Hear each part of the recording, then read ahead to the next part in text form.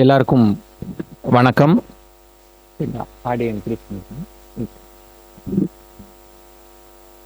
இது ஒரு முக்கியமான நிகழ்வு உங்களை பொறுத்தவரை. இந்த நிகழ்வில் பேசுவதற்கான ஒரு அற்புதமான வாய்ப்பை வழங்கிய நான் பெரிதும் வியந்து பார்க்கின்ற சேர்மன் அவர்களுக்கு என்னுடைய நெஞ்சார்ந்த நன்றிகளை ஒரு பலத்த கரவொலிகளின் மூலம் தெரிவிக்க ஆசைப்படுறேன்.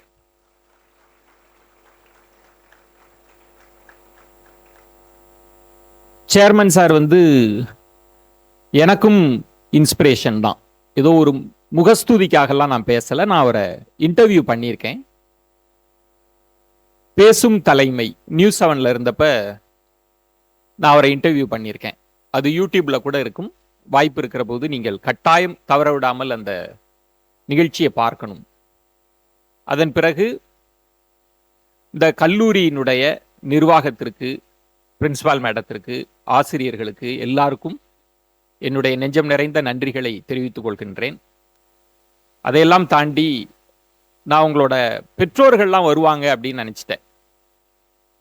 அப்படி ஒரு நிகழ்வா இருக்கும் அப்படின்னு. இருந்தாலும் இப்படி ஒரு புகழ் வாய்ந்த கல்லூரியில எத்தனையோ கனவுகளோடும் தியாகத்தோடும் உங்களை சேர்த்திருக்கிறாங்களா, அவங்களுக்கு ஒரு பலத்த கரவொலி உங்க பெற்றோர்களுக்கு கொடுக்கணும்.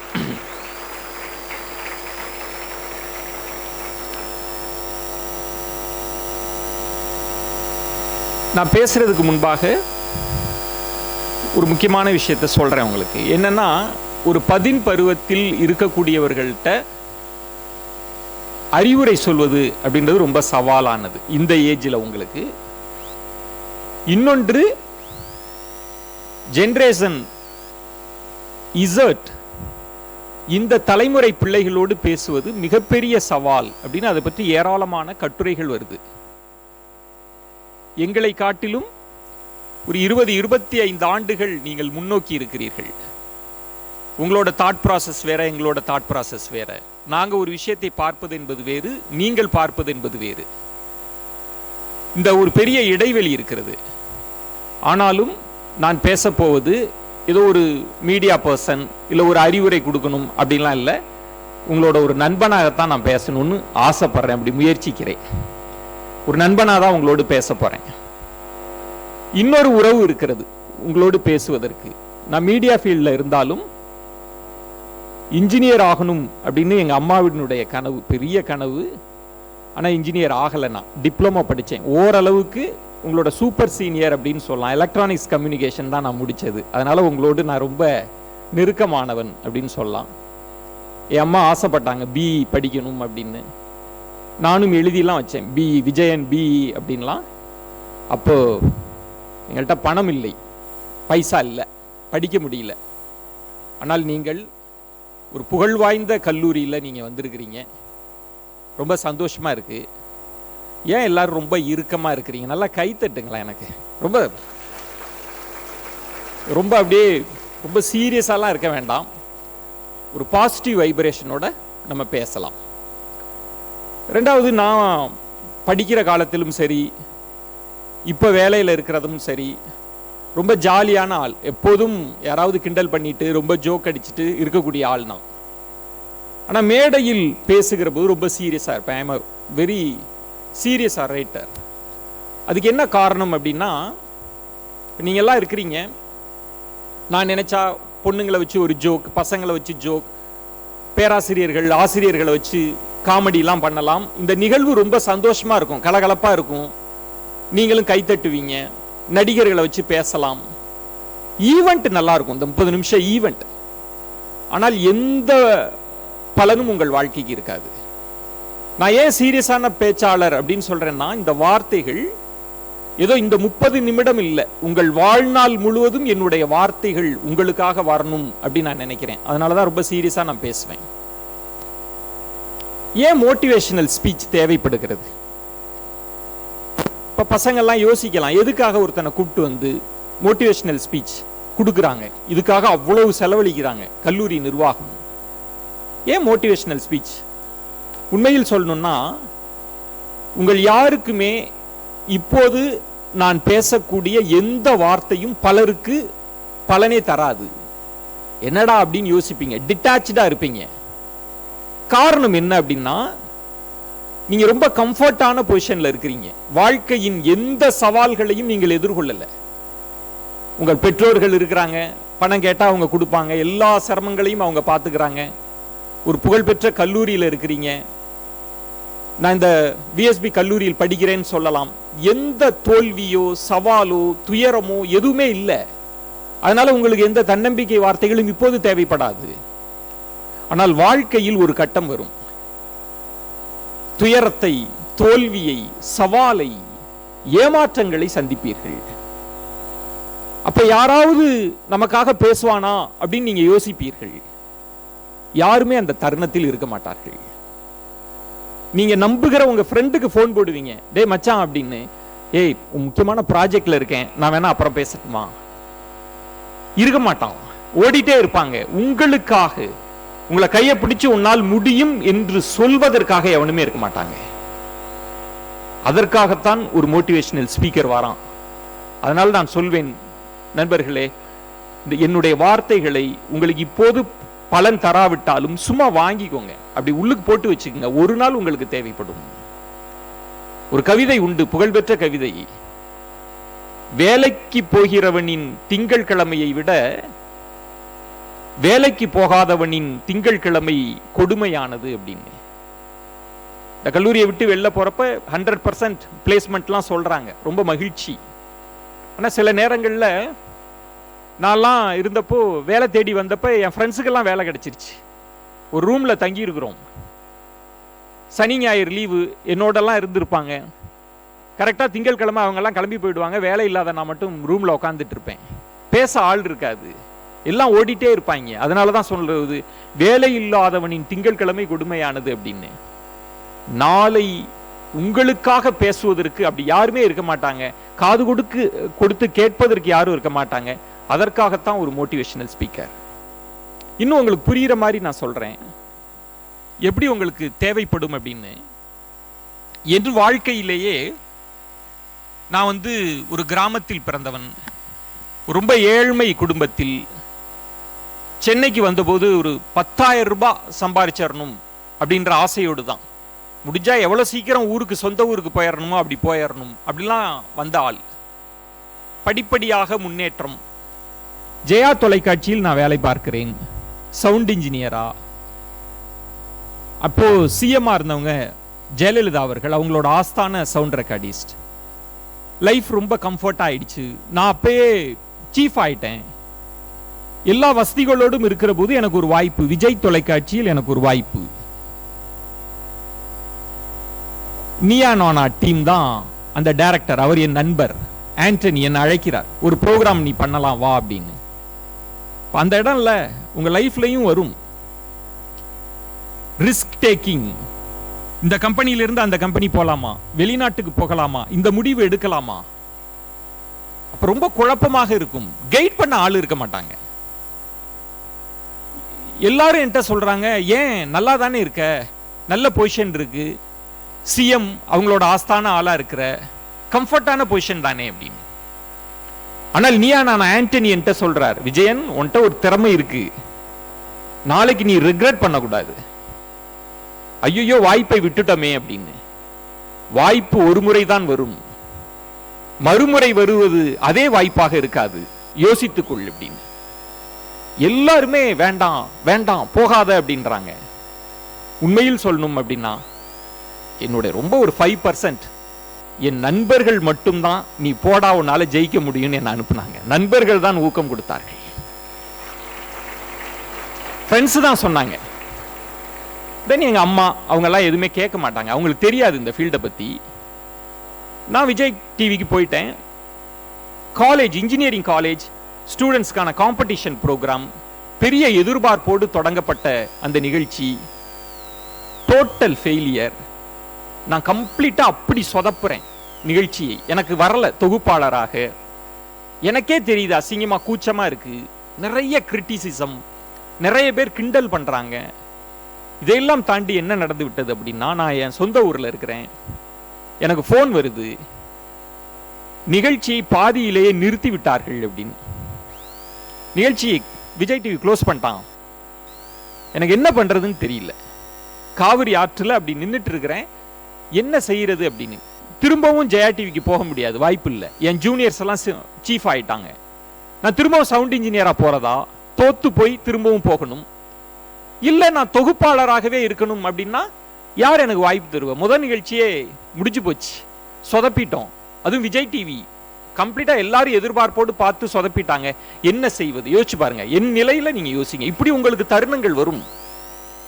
என்னடா பண்றது அப்படின்னு. கிட்டத்தட்ட லைஃப எப்படி சொல்றது, என்னடா லைஃப், எப்படி இதெல்லாம் எதிர்கொள்வது, கிண்டல் பண்ணுவாங்களே அப்படிலாம் யோசித்து கொண்டிருந்த போது எனக்கு அப்துல் கலாமினுடைய ஒரு பேச்சின் ஒரு பகுதி, ஒரு வீடியோ நான் பார்க்கிறேன்.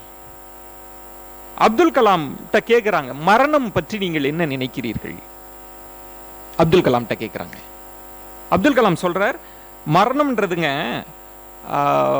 அவர் ரொம்ப எளிமையா தானே பேசுவார். அவர் சொல்றார், மரணம்ன்றதுங்க மூச்சை நிறுத்துறதெல்லாம் இல்லைங்க, முயற்சியை நிறுத்துறதுங்க. முயற்சியை நிறுத்திட்ட அந்த தருணத்துல தாங்க நீங்க செத்து போறீங்க அப்படின்னு சொன்னார். எனக்கு ரொம்ப அந்த வார்த்தை இருக்குல்ல,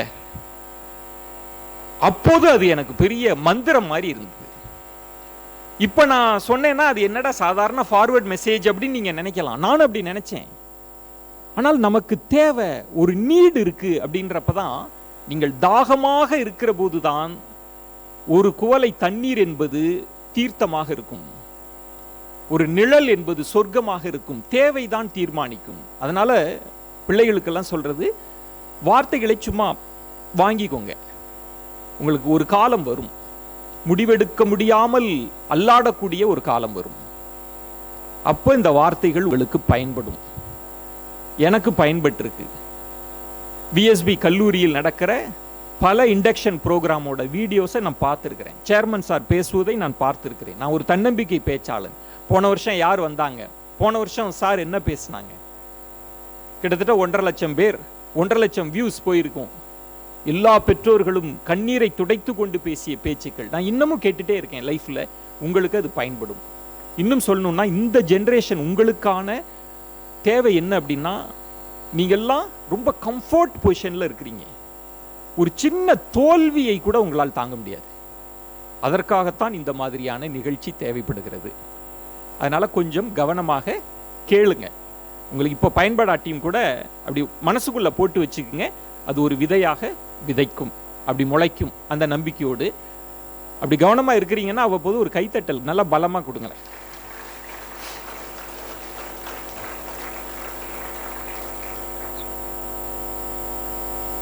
இப்போ இங்க வந்திருக்கிறதுல பாதி பேர் ஏதோ சேர்த்து விட்டுட்டாங்க, நம்ம வந்தோன்ற மனநிலையில் இருக்கக்கூடியவர்கள். இப்போ இவ்வளவு அமைதி இருக்கிறதுக்கு காரணம் அந்த அந்த சைடு ரோல இருக்கிற அந்த 10-20 பேர் தான். அந்த 20 பேர் இருக்கிற போதே அவங்கள வச்சுக்கிட்டே பல பேர் பேசுறதையும் நான் கவனிக்கிறேன், டிஸ்டர்ப் பண்ணி பேசுறத. இப்போதான் மெல்ல அப்படி ஃப்ரெண்ட்ஷிப் உங்களுக்கு உருவாகி இருக்கும். ஒரு வாரத்திற்கு பிறகு பார்த்தீங்கன்னா, இல்லை ஒரு மாதத்திற்கு பிறகு அப்படியே ஒரு கேங் ஃபார்ம் ஆகும். திக் ஃப்ரெண்ட்ஷிப் அப்படின்னு ஒரு குரூப் ஃபார்ம் ஆகும். இப்போ எல்லாரும் அப்படியே பேசுவாங்க. அது எப்படி நடக்குதுன்னே தெரியாது. எல்லாம் எங்கெங்கிருந்தோ வந்திருக்கிறீங்க, அப்படியே ஒரு கேங் ஃபார்ம் ஆகும். அப்புறம் இவளுக்கு இந்த குரூப்புக்கு அந்த குரூப்பை பிடிக்காம போகும். இதெல்லாம் ஒரு மாசத்துல நடந்துடும். அவங்களுக்கு ஒன்று சொல்கிறேன், கல்லூரி காலத்தில் சொல்கிறேன். சேர்மன் சார் கூட என்கிட்ட சொன்னாங்களாம், கல்லூரி காலத்தில் எப்படி பயன்படுத்தணுன்றதுக்காக உங்களுக்கு சொல்கிறேன். இப்போ நானே பார்க்கிற போது சில பேர் வந்து கேட்டுட்டு இருக்கிறவனை நோன்றான், பார்க்குறாங்க ஏய் அப்படின்னு, அவன் எங்க திரும்பி பேசிகிட்டு இருக்கிறான், அப்படிலாம் பார்த்துட்டு இருக்கிறான். அவங்களுக்கு சொல்கிறேன், கல்லூரி காலத்தில் ரொம்ப முக்கியமானது, உங்களுக்கான எதிரி அப்படின்றது வெளியில் இருந்தெல்லாம் வரப்போறது இல்லை. உங்களுக்கான எதிரி இந்த 4 ஆண்டுகளில் எங்கே இருப்பாங்க அப்படின்னா, உங்கள் வலதுபுறத்திலும் இடதுபுறத்திலும் தான் இருப்பாங்க. ஏய் ஃப்ரெண்ட்ஷிப், ஃப்ரெண்டை போய் இப்படிலாம் சொல்லிட்டியே அப்படிலாம் நினைக்காதீங்க. இங்கேயே கூட நீங்கள் முடிவு கட்டலாம். நான் ரொம்ப சீரியஸாக சொல்கிறேன். அவன் கேட்காட்டி கூட பரவாயில்ல, நீங்கள் கூர்ந்து கவனிப்பீங்க, உங்களை சுரண்டுவான். டேய் மச்சான் அந்த பச்சை சுடிதாரு ஒன்றை தாண்டா பார்க்குது அப்படின்னு ஆரம்பிப்பான். தயவு செய்து அவனை மாற்றிடுங்க. அவன் தான் உங்கள் எதிரி, உங்களை காலி பண்ணிடுவான். நான் அந்த சீரியஸ் நோட் நான் சொல்கிறேன், கொஞ்சம் கவனமாக இருங்கள். நான் திரும்பவும் சொல்கிறேன், கல்லூரி நாட்கள் நீங்கள் கவனிக்கிறப்போ அப்பா அம்மா எவ்வளவோ கவலைகளோடும் கடன் வாங்கி உங்களெல்லாம் சேர்த்துருப்பாங்க. இங்கே வருகிற போது சில பணக்கார வீட்டு பசங்க கூட இருக்கலாம், மிடில் கிளாஸில் இருக்கலாம். நம்ம என்னவா தவறாக புரிந்து கொள்வோம் அப்படின்னா, ஃப்ரெண்டு இருக்கிறான்ல, நம் வீட்டு நிலைமைகள் எல்லாம் மறந்துட்டு ஒரு லைஃப்குள்ளே நம்ம வந்துடுவோம். கொஞ்ச நாளில் அப்பா அம்மாவோட கஷ்டம் நமக்கு தெரியாது, அப்பா கடன் வாங்கியிருப்பார் தெரியாது, சொந்தக்காரங்க வந்து திட்டிட்டு போயிருப்பாங்க தெரியாது. அது ஃப்ரெண்ட்ஷிப்பில் இருக்கிற ஒரு நல்ல பார்ட். அப்படிதான் இருக்கணும். ஃப்ரெண்டு இருக்கேன், நான் இருக்கேன்டா, அது ரொம்ப, அதனால தான் கல்லூரி நாட்கள் அப்படின்றது ரொம்ப சந்தோஷமான நாட்கள் அப்படின்னு சொல்லுவாங்க. ஆனால் என்ன ஆபத்து நிகழும் அப்படின்னா, நம்ம என்ன நினச்சிப்போம், நம்ம ஃப்ரெண்டு இருக்கா, அவளோட சோஷியல் எக்கனாமிக் பேக்ரவுண்ட்லாம் நமக்கு தெரியாது இல்லை, அவள் இருக்கா அப்படின்லாம் நினச்சிட்டு இருப்போம். அவன் சுமாராக கூட படிப்பான். நம் படிப்பை நம்பி தான் நம்ம வீட்டில் தம்பி காத்திருப்பான், தங்கை காத்திருப்பா, அப்பா காத்திருப்பார். அப்பாவுக்கு உடம்பு சரியாமல் இருக்கும், உங்கள்கிட்ட யார்ட்டையும் ஷேர் பண்ணியிருக்க மாட்டார், அவங்க நண்பர்கள்ட்ட சொல்வார். நான் அலுவலகத்துல எல்லாம் பார்ப்பேன், இன்னும் 4 வருஷம் என் பையன் கொஞ்சம் தலையெடுத்துட்டானா அப்படின்னு. ஹார்ட் அட்டாக், செகண்ட் அட்டாக் வந்துருக்கும் அப்பாவுக்கு. வீட்டில் யாருக்கும் சொல்லியிருக்க மாட்டார், பொண்டாட்டிகிட்ட கூட சொல்லியிருக்க மாட்டார். இன்னும் 4 வருஷம் கொஞ்சம் ஓட்டிட்டேன்னா அவன் வந்துடுவான், தலையெடுத்துருவான், நம்பிக்கையோடு இருப்பார் பெற்றோர்கள். அம்மா அப்படித்தான், எவ்வளவோ துயரம் இருக்கும், எவ்வளவோ இது இருக்கும், பிள்ளைய வேலைக்கு அனுப்பலாமே அப்படிலாம் சொல்லியிருப்பாங்க. ஆனால் அம்மா படிக்க வச்சிருப்பா, உங்கள்கிட்ட சொல்லியிருக்க மாட்டாங்க. ஆனால் நம்ம என்ன நினச்சிப்போம் அப்படின்னா, நம்ம ஃப்ரெண்டு இருக்கிறானே, இந்த ஃப்ரெண்ட்ஷிப் இருக்கே அப்படின்னு நீங்கள் கொஞ்சம் கவனத்தை திசை திருப்பி போறீங்கல்ல. இந்த கல்லூரி நாட்கள் முடிந்த பிறகு என் லைஃப்பில் நடந்திருக்கு. ரொம்ப ஜாலியாக இருந்த பையன், ரொம்ப கலாட்டா பண்ணிட்டு இருந்த பையன்லாம் இருக்கான்ல, அவங்க அப்பா பிஸ்னஸ் வச்சு கொடுத்துட்டார். அவன் சொந்த தொழில் பண்ணிட்டு போயிட்டான். மேனேஜ்மெண்ட் கோட்டாவில் ஃபாரினுக்கு படிக்க லட்சக்கணக்கில் செலவு பண்ணிட்டு போயிடுவாங்க. ஆனால் நமக்காக கண்ணீரோடும் கவலையோடும் நம் பெற்றோர்கள் தான் இருப்பாங்க. நம்ம ஃப்ரெண்டெல்லாம் பறந்து போயிடுவான். அதனால தான் சொல்கிறேன், சாய்ஸ் ஆஃப் ஃப்ரெண்ட்ஷிப், கவனமாக இருக்கணும். இந்த முடிகிற காலம் வரைக்கும் உங்கள் குடும்ப எண்ணம் தான் இருக்கணும். நம்ம அம்மா நம்ம அப்பா வாங்கிய கடன்கள், நமக்கான இலக்குகள், அதுதான் இருக்கணும். பெரும்பாலான தவறுகள் எங்க நடக்குது? நான் நியூஸ் மீடியாவில் இருக்கிறேன், நான் உங்களுக்கு சொல்றேன், தவறு நடக்கும். இந்த ஏஜில் தவறு நடக்கும். சின்ன சலனங்கள் அதெல்லாம் இல்லாமல்லாம் வாழ்க்கை இல்லை. எல்லாரும் அதெல்லாம் கடந்து வந்தவங்க தான். நல்ல ஃப்ரெண்ட்ஷிப் அப்படின்னா இது தப்புடி அப்படின்னு சொல்றவ தான் நல்ல ஃப்ரெண்ட்ஷிப். இது செய்யக்கூடாது, உங்க அப்பாட்ட சொல்லிடுவேன், உங்க அம்மாட்ட சொல்லிடுவேன்னு. ஆனால் பெரும்பாலான தோழிகள் எப்படி தெரியுங்களா இருப்பாங்க? எங்க இருக்காளா ஆண்டி, இப்பதான் ஸ்பெஷல் கிளாஸ்க்கு போயிருக்கா, அவ எங்கேயோ தியேட்டருக்கு போயிருப்பா. நம்ம ஃப்ரெண்ட்ஷிப்பை காப்பாற்றுவதாக நினைத்து கொண்டு நீங்கள் பொய் சொல்வீர்கள். உண்மையில் சொல்கிறேன், உங்க பெற்றோர்களுக்கு நீங்க தீங்கு செய்றீங்க. ஃப்ரெண்ட்ஷிப்ல கிளாரிட்டியா இருங்க, நல்ல நண்பர்களோடு குழுவாக இருங்கள். பெரும்பாலான போட்டி தேர்வுகளை, யூபிஎஸ்சி போன்ற தேர்வுகளை நீங்க பாஸ் பண்ணணும் அப்படின்னா ஒரு கேங் ஃபார்ம் பண்ணணும். ரொம்ப ஒரு ஆஸ்பிரேஷனோடு இருக்கிற பசங்க. சில பொண்ணுங்களுக்கெல்லாம் இங்கிலீஷ் வராமல் இருக்கலாம், ஆட்டிடியூட் இல்லாமல் இருக்கலாம், ட்ரெஸ்ஸிங் சென்ஸ் இல்லாமல், ஒரு குரூப்பாக இருக்கிற போது என்ன சொல்றாங்க அப்படின்னா, உளவியலாளர்கள் உங்களை சுற்றி இருக்கிறாங்கல்ல, உங்களை சுற்றி இருக்கக்கூடியவர்களினுடைய சராசரி தான் நீங்க. அப்படிதான் நீங்க வளருவீங்க. உங்களை சுற்றி இருக்கிறப்ப உங்களோட ஃப்ரெண்டு வந்து நான் யூபிஎஸ்சி கிளியர் பண்ணணும், நான் ஃபாரினில் போய் படிக்கணும், நான் ஜெர்மனுக்கு போகணும், நான் பல கோடிகளில் சம்பாதிக்கணும் அப்படின்னு ஒரு குரூப், ஒரு ஃப்ரெண்ட்ஷிப் இருக்குது அப்படின்னா, அந்த ஃப்ரெண்டோடு நீங்கள் இருந்தீர்கள் என்றால் அதில் சராசரின்னு வந்தாலே நீங்கள் வெற்றி அடைந்து விடுவீர்கள். ஆனால் ஒரே ஒருவன் தவறானவன் உங்கள் குரூப்பில் இருக்கான் அப்படின்னா நீங்கள் ஃபன்னாலாம் எடுத்துக்காதீங்க, அவன் உங்களை கீழே தள்ளி விடுவான். கவனமாக இருங்கள். பொதுவாக கல்லூரிகள் அப்படி பேச மாட்டாங்க, ஃப்ரெண்ட்ஷிப்பை பற்றி தப்பாக பேச மாட்டாங்க. சினிமா என்ன சொல்லி வச்சிருக்குன்னா, பாழ்படுத்தி வச்சிருக்கு, ரொமான்டிசைஸ் பண்ணி வச்சிருக்கு. நீங்களாம் அமைதியாக கேட்குறீங்க, ஆனால் நான் இதை மாற்றி சொன்னி, ஃப்ரெண்டு தான் ரொம்ப சூப்பர், ஃப்ரெண்டுக்காக வாழ் அப்படின்லாம் சொன்னால் நீங்களாம் பயங்கரமாக கைத்தட்டுவீங்க. கைத்தட்டலுக்காக பேசுவதல்ல. அப்படி பேசிட்டு போயிடக்கூடாது அப்படின்றதுக்காக கவனமாக இருக்கணும்.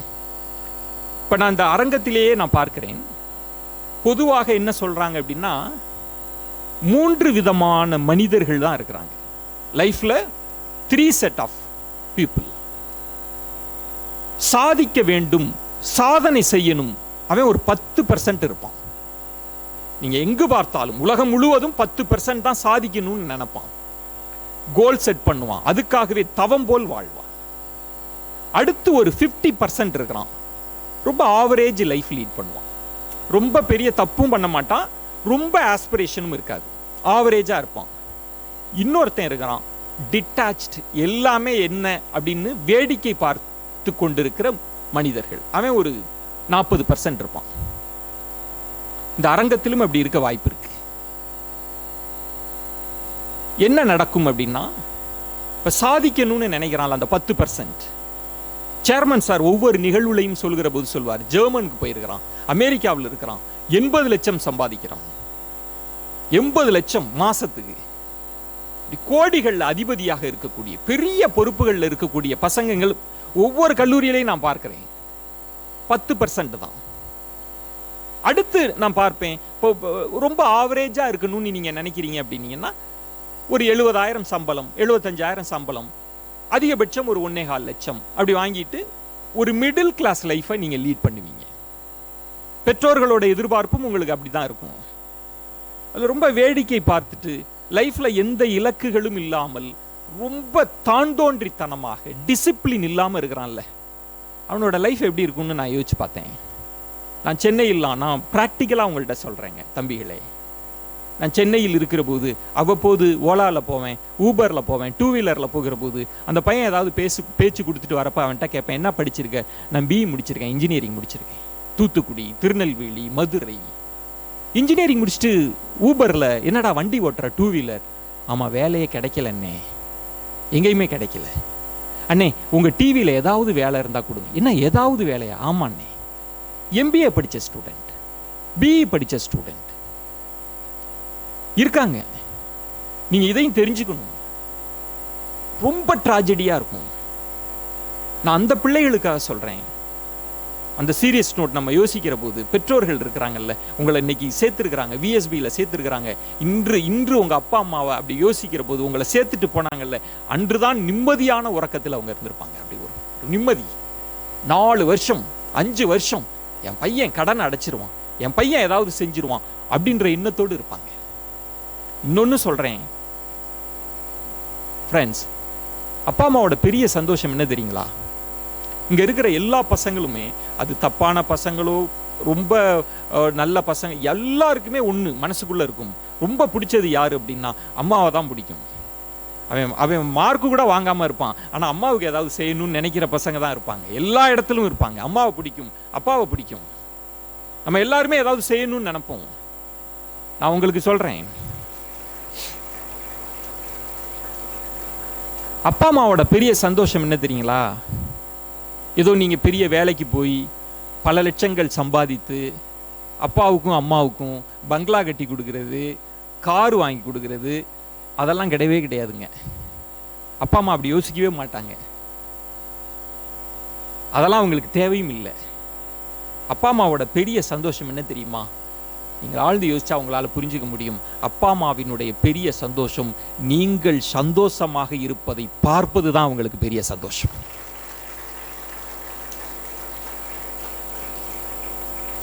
வேறு எதுவுமே கிடையாது, எந்த இதுவுமே கிடையாது.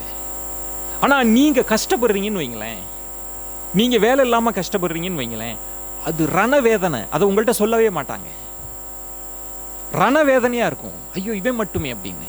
தம்பி நல்லா படிச்சிருப்பான், நல்ல வீடு கட்டியிருப்பான், தம்பியினுடைய கிரக பிரவேசத்திற்கு அப்பா அம்மாவும் போவாங்க. நான் பார்த்துருக்கிறேன், அண்ணன் நல்லா படிச்சிருக்க மாட்டான், அவன் கஷ்டப்பட்டுட்டு இருப்பான்ல, அவ்வளோ பெரிய பங்களா கட்டி இருக்கிறான், தாம் பெத்த புள்ளதான், 2வது புள்ளதான். அந்த கிரகப்பிரவேசத்திற்கு வந்தபோது கூட அந்த இருக்கால, அதை பார்க்கிற போது அந்த மகிழ்ச்சி அடைஞ்ச அடுத்த நொடி அண்ணனை நினைப்பா, ஐயோ மூத்த புள்ள சரியா இல்லாம போயிட்டானே. நான் கொரோனா காலத்தில் நான் பல பெற்றோர்கள்ட்ட மருத்துவமனையில் நான் பேசக்கூடிய வாய்ப்பெல்லாம் இருந்தது. அப்பெல்லாம் பல பெற்றோர்கள் இறக்கக்கூடிய தருவாயில், கொரோனா வந்து இறக்குறப்பெல்லாம், ஏன் அந்த மூத்த பைய சரியா படிக்கல, அவனை நினைச்சாதான் அவன் என்ன செய்ய போறான், அந்த பொட்ட புள்ள அவன் என்ன பண்ண போறா, அப்படிதான் நினைப்பாங்க. அதனால் நான் சொல்வேன் ஃப்ரெண்ட்ஸ், நீங்க சந்தோஷமாக இருக்கணும், நீ ஜெயிக்கணும், நீ ஜெயிக்கிறத உங்கள் பெற்றோர்கள் பார்க்கணும். இதை நீங்கள் உறுதி எடுத்துக்கணும், சபதம் எடுத்துக்கணும். அப்படி ஒரு உற்சாகமான கரவொலியோட தொடங்குவோம், அந்த சபதத்தோடு தொடங்குறோம்.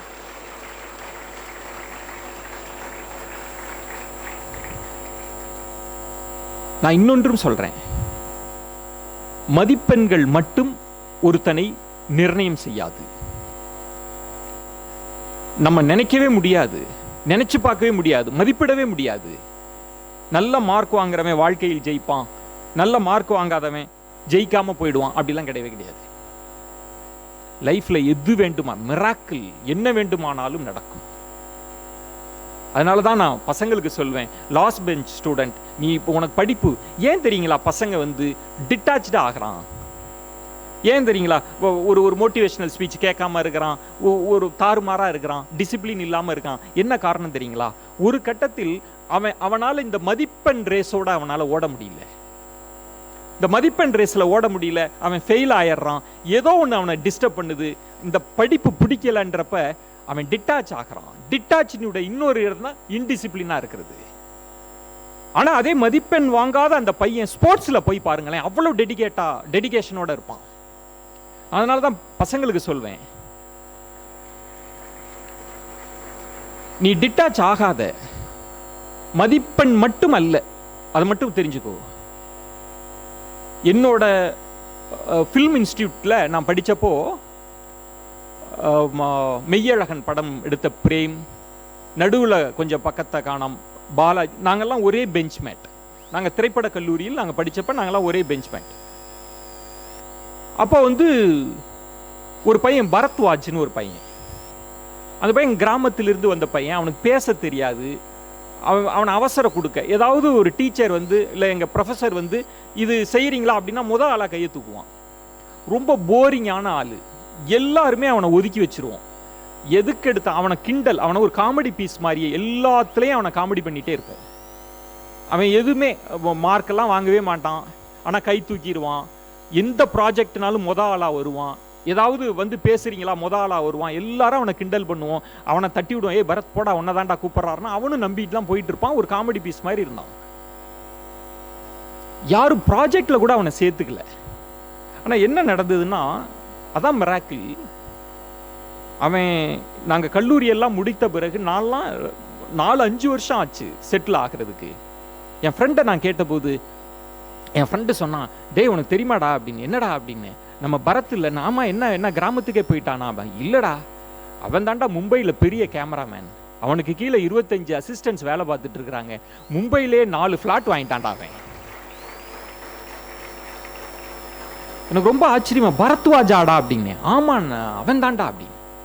என்ன அப்படின்னு, அவன் காலேஜ் முடிஞ்சு நம்மலாம் எக்ஸாம் எழுதுறப்பே பாம்பேக்கு போயிட்டான், ஒரு பெரிய கேமராமேன்ட்ட அசிஸ்டண்ட்டாக போயிட்டான், பெரிய ஆளாயிட்டான் அப்படின்னு. அப்போதான் புரிஞ்சுக்கிட்டேன், நம் வாழ்க்கையில் நம்ம மதிப்பிடுறோம்ல, உன்னால ஜெயிக்க முடியாது அப்படிலாம் எதுவுமே கிடையாதுங்க. எவன் நம்பிக்கையை இழந்தாலும் நீங்க தோக்க மாட்டீங்க, நீங்கள் உங்கள் மீது நம்பிக்கையை இழக்கிற போது தான் நீங்கள் தோற்று போய் விடுவீர்கள். அதை மட்டும் ஞாபகத்தில் வச்சுக்கோங்க. எந்த புற அழுத்தம், எவனோட மதிப்பீடுகள், விமர்சனம், அதெல்லாம் காது கொடுக்காதீங்க. சில நேரங்களில் ப்ரொஃபஸர் சொல்லுவாங்க மார்க் ஷீட்லாம் கொடுக்குறப்ப, உருப்படவே மாட்டேன் அப்படின்னு. நீங்கள் மனசுக்குள்ளே வச்சுக்கணும், யாரு நானா வரேன் 5 வருஷம் கழிச்சு சீஃப் கெஸ்டா அப்படின்னு மனசுக்குள்ளே நினச்சிக்கணும். யார் எது சொன்னாலும் இல்லை.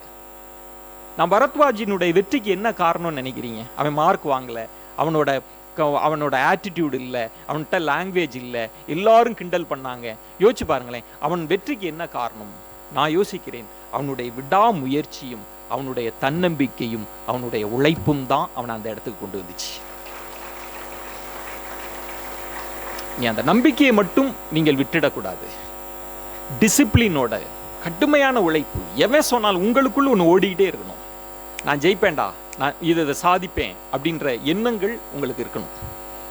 ஏன் மோட்டிவேஷனல் ஸ்பீக்கர்லாம் வந்து பேசுகிறாங்க? ஏதாவது ஒரு வார்த்தையை அப்படி உனக்குள்ள விதைச்சரணும் அப்படின்றதுக்காக. என்னோட பிரார்த்தனை என்ன தெரியுங்களா, ரொம்ப பெரிய கல்லூரி விஎஸ்பியில் பெரிய பெரிய நிறுவனங்கள்லாம் வருது. நாளைக்கு நீங்கள் தான் நிறுவனங்களை தேர்ந்தெடுக்கக்கூடிய நிலைமையிலலாம் இருக்க போறீங்க நிச்சயமா. நான் என்னுடைய பிரார்த்தனை என்ன தெரியுங்களா, யாராவது ஒரே ஒரு பையன் இதில் சோட போயிடக்கூடாது, ஒரு பையன் கஷ்டப்பட்டுறக்கூடாது, அந்த பையன் கஷ்டத்தினால் அவங்க பெற்றோர்கள் கண்ணீர் வடித்து விடக்கூடாது. அதற்காகத்தான் நான் கல்லூரியாக பேசுவதற்கான காரணம் ஜெயிக்கிறவனுக்காக அல்ல, யாராவது ஒரே ஒரு பையன் வார்த்தை இல்லாமல் துவண்டு போய்விடக்கூடாது என்கிற ஒரே காரணத்துக்காக தான் நான் ஓடி ஓடி வந்து பேசிட்டு இருக்கேன். அந்த ஒரு பையனுக்காக தான். எனக்கு கிடைக்காத வாய்ப்பு அவனுக்கு கிடைக்காம போயிடக்கூடாதுன்றதுக்காக. கல்லூரி லைஃபை நீங்க எப்படி பிளான் பண்ணணும், ரொம்ப முக்கியமான காலகட்டம். நான் உங்களுக்கு சொல்றது, ஜாலியா இருங்க, தப்பு இல்லை. இந்த ஏஜில் இந்த வயதில் மகிழ்ச்சியாக இல்லாமல் வேற எப்போ இருக்க போகிறோம் ஒன்று. ரெண்டாவது, இந்த கல்லூரி நாட்கள் நீங்கள் திரும்பி பார்த்தாலும் கிடைக்கவே கிடைக்காது. நீங்கள் எவ்வளவு கோடிகள் சம்பாதித்தாலும் இந்த காலம், இந்த நொடி உங்களுக்கு திரும்ப வரவே வராது. சந்தோஷமாக இருக்கு, அதில் மாற்றே இல்லை. ஆனால் நான் திருநெல்வேலியில் ஒரு பொண்ணு சொன்னான், எனக்கு அதுதான் ரொம்ப பிடிச்ச வார்த்தை. அது உங்களுக்கு ஷேர் பண்ணணும்னு நினைக்கிறேன். அவ கல்லூரி நாட்களை எப்படி பயன்படுத்தணுன்றத அவ சொன்னா. அவ ரொம்ப டாப்பர். அவ சொன்னா, கல்லூரியில படிப்புன்னு மட்டுமே இருந்துட்டு நம்ம எந்த சந்தோஷத்திலும் இல்லாமல் போயிட்டமே அப்படின்னு ரெக்ரெட் பண்ணிடக்கூடாது.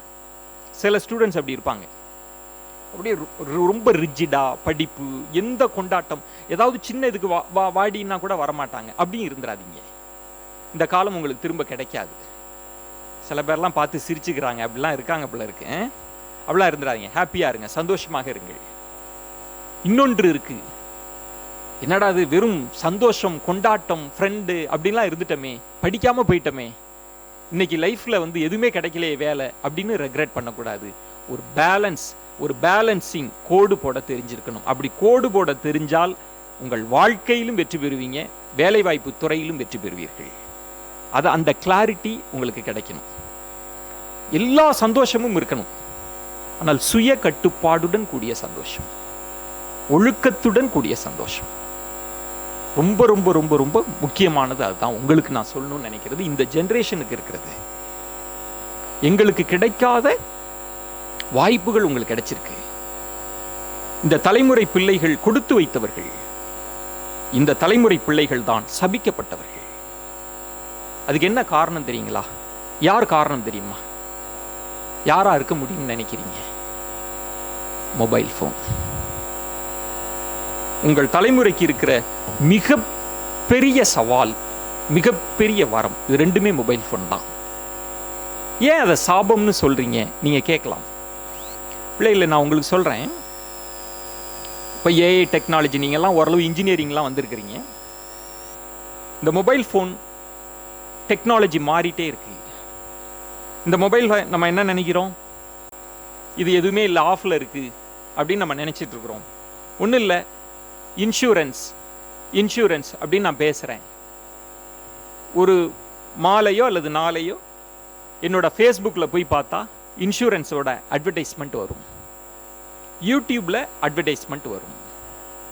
நம்ம ஆஃபில் தான் வச்சுருக்கோம்னு நினைக்கிறோம். இல்லை, என்னோட வாய்ஸ் ரெக்கார்ட் பதிவு பண்ணப்பட்டுக்கிட்டே இருக்கு. அதனோட கீவேர்டு எடுத்து அது உங்களுக்கு அனுப்புது விளம்பரம் அப்படின்னு. இப்போ ஆர்டிஃபிஷியல் இன்டெலிஜென்ஸ் வந்துருச்சு. அது இன்னும் அபாயகரமானது, உங்களை வசியம் செய்யக்கூடிய தரம். இப்போ நான்லாம் மீடியா ஃபீல்டில் இருக்கேன். என்னுடைய இலக்கு என்ன தெரியுமா, என்னோட டார்கெட் என்ன தெரியுமா? எங்களுடைய சேனலுக்குள்ளே நீங்கள் வந்துட்டீங்கன்னா நீங்கள் வெளியில் போகக்கூடாது, உங்களை எப்படியாவது பிடித்து வைத்துக் கொள்ள வேண்டும். அதுதான் எங்களோட டார்கெட். சோஷியல் மீடியா முழுவதும் அந்த டார்கெட்டோட இருக்கு. ஏஐ டெக்னாலஜி வந்துருச்சு. இப்போ நீங்கள் உங்களோட ஃபோட்டோவை போடுறீங்க, உங்கள் ஃபோட்டோவை ஸ்கேன் பண்ணணும். ஸ்கேன் பண்ணி நீங்கள் என்ன ட்ரெஸ் போடுறீங்க, உங்களோட கலர் என்ன கலர் பிடிக்குது, நீங்கள் என்ன வாட்ச் கட்டுறீங்க, எல்லாவற்றையும் பகுப்பாய்வு செய்து ஸ்கேன் பண்ணி டேட்டாவாக ஸ்டோர் பண்ணிடும். எல்லாமே டேட்டாவாக இருக்கும். நீங்கள் ஒரு ரீல்ஸ் பார்க்குறீங்க, ஒரு ஏர்டெல் சூப்பர் சிங்கரில் ஒரு பாட்டு பார்த்துட்டு தூங்கலாம், ஒரு 20 நிமிஷம் பார்த்துட்டு நம்ம படுக்கலான்னு நினைப்பீங்க. ஆனால் 2 மணி நேரம் ஸ்பெண்ட் பண்ணுவீங்க.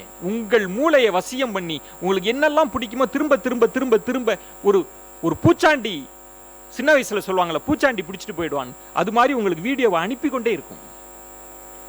உங்க சிந்தனையே அடுத்த டெக்னாலஜி சொல்றான், நீங்க எந்த கட்சிக்கு ஓட்டு போடணும் அப்படின்றதையே ஏஐ முடிவு பண்ணும். உங்கள் சிந்தனையே அது வசியப்படுத்த போகிறது. இந்த இடத்தில் நீங்க தவறான பாதை, நீங்க எல்லாம் மெச்சூர்டான பசங்க, உங்கள்கிட்ட சொல்றேன், வெறுமன இல்ல, ஒரு அடலசன்ட் ஏஜ்ல இருக்கிறீங்க, நீங்க ஒரு செக்ஸ் அப்படின்னு ஒரு வார்த்தையை டைப் பண்ணிட்டீங்க அப்படின்னா அது கெட்டியா பிடிச்சுக்கும். கடந்த தலைமுறைக்கு ஒரு ஆபாச படத்தை பார்ப்பது என்பது ரொம்ப அரிதிலும் அரிதானது.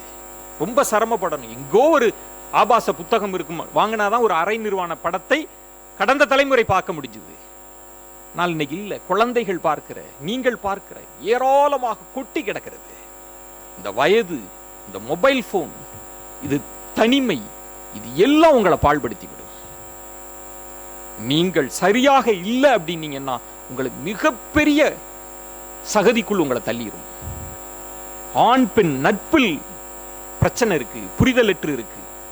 அதனாலதான் இந்த தலைமுறை பிள்ளைகள் சின்ன வயதிலேயே டிப்ரெஷன், ஸ்ட்ரெஸ், சூசைட். ஏன்? கட்டற்ற சுதந்திர வெளி இருக்குல்ல, அது உங்களை ஒரு மூளையில தள்ளி அது எங்கோ ஒரு டிப்ரெஷனுக்கு தள்ளிடும். ரொம்ப அந்த இடம் தான் டிசிப்ளின், சுய கட்டுப்பாடு. இந்த கல்லூரியில் சொல்லுவாங்க, மொபைல் போனை வந்து சரியா பயன்படுத்துங்க, கண்ட்ரோலா இருக்கணும் அப்படின்னு. நமக்கு கடுப்பா இருக்கும், என்னது அப்படின்னு, ஏன்னா யாராலும் தவிர்க்க முடியாது. இந்த ஜெனரேஷன்ல டெக்னாலஜி சார்ந்து இன்ஜினியரிங் ஸ்டூடெண்ட் உங்கள்கிட்ட சொல்றேன், நம்ம வந்து ஒரு மொபைல் போனை, ஒரு காஸ்ட்லியான மொபைல் போனை இப்போ எங்கள்கிட்டயோ பிரின்சிபால் மேடத்திட்டயோ கொடுத்தீங்கன்னா அதை ஆப்ரேட் பண்ண முடியாது. மேனுவல் படிச்சு அதை ஆப்ரேட் பண்றதுக்கு அவ்வளவு சிக்கல். ஆனால் நம்ம வீட்டில் இருக்கிற 5 வயசு குழந்தை அவ்வளவு எளிதாக ஆப்ரேட் பண்ணுது. செட்டிங்ஸ் போகுது, யூடியூப் போகுது, ஃபேஸ்புக் போகுது, ஸ்க்ரால். ஏன்? இந்த தலைமுறை அதுக்கு அடாப்ட் ஆயிடுச்சு. டெக்னாலஜி உங்களை வசியப்படுத்த தொடங்கி இருக்கிறது. இதுல இருக்கிற பெரிய சிக்கலை உங்களுக்கு சொல்றேன். நீங்க AI technology, mobile phone, reels இதெல்லாம் பார்த்து கொண்டே இருப்பதனால் என்ன சிக்கல் அப்படின்னா, உங்கள் கவனச்சிதறல், ஒண்ணுல கான்சென்ட்ரேட் பண்ண முடியாது உங்களால். ஏன்னா நீங்க ஸ்கேட்டர்டா பார்த்து பழக்கப்பட்டுட்டீங்க. இங்க அங்க அந்த லிங்க் இந்த லிங்க் அப்படின்னு போயிடும். 40 நிமிஷம் ஒரு பீரியட். ஏன் 40 நிமிஷம் ஒரு பீரியட் வச்சாங்கன்னா, ஒரு பொருளின் மீது ஒருத்தரோட கவனம் 40 நிமிஷத்துக்கு தான் இருக்கும். அதனாலதான் 40 நிமிஷம் ஒரு பீரியட், 45 நிமிஷம், அதுக்கப்புறம் அடுத்த பீரியட், அப்புறம் ஒரு ரிலாக்ஸேஷன். ஆனால் இன்னைக்கு ஸ்பேன் ஆஃப் அட்டென்ஷன் என்ன தெரியுங்களா?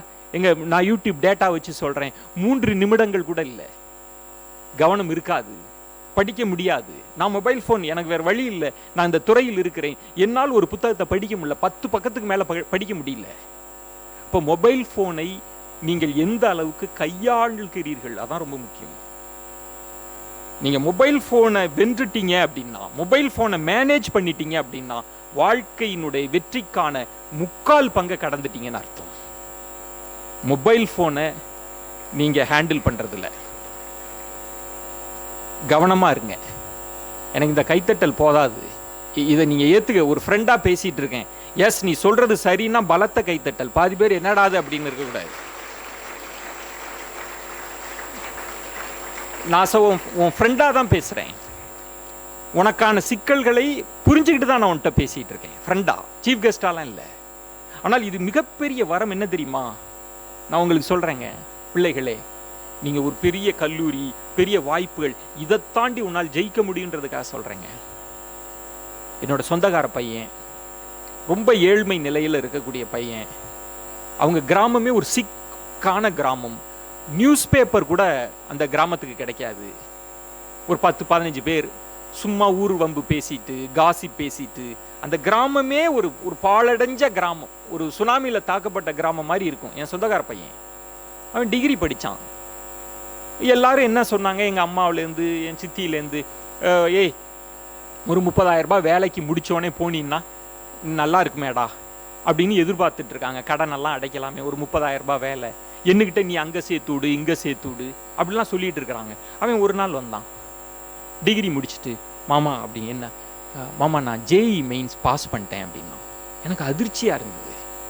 இன்னும் ஜேஇ மெயின் பாஸ் பண்ண, ஆமாம்மா, பெரிய பெரிய கோச்சிங் சென்டர் போயே பாஸ் பண்ண முடியாத ஒரு சூழல். நீ கிராமத்து, உனக்கு இதெல்லாம் எப்படா தெரிஞ்சுது அப்படின்னு.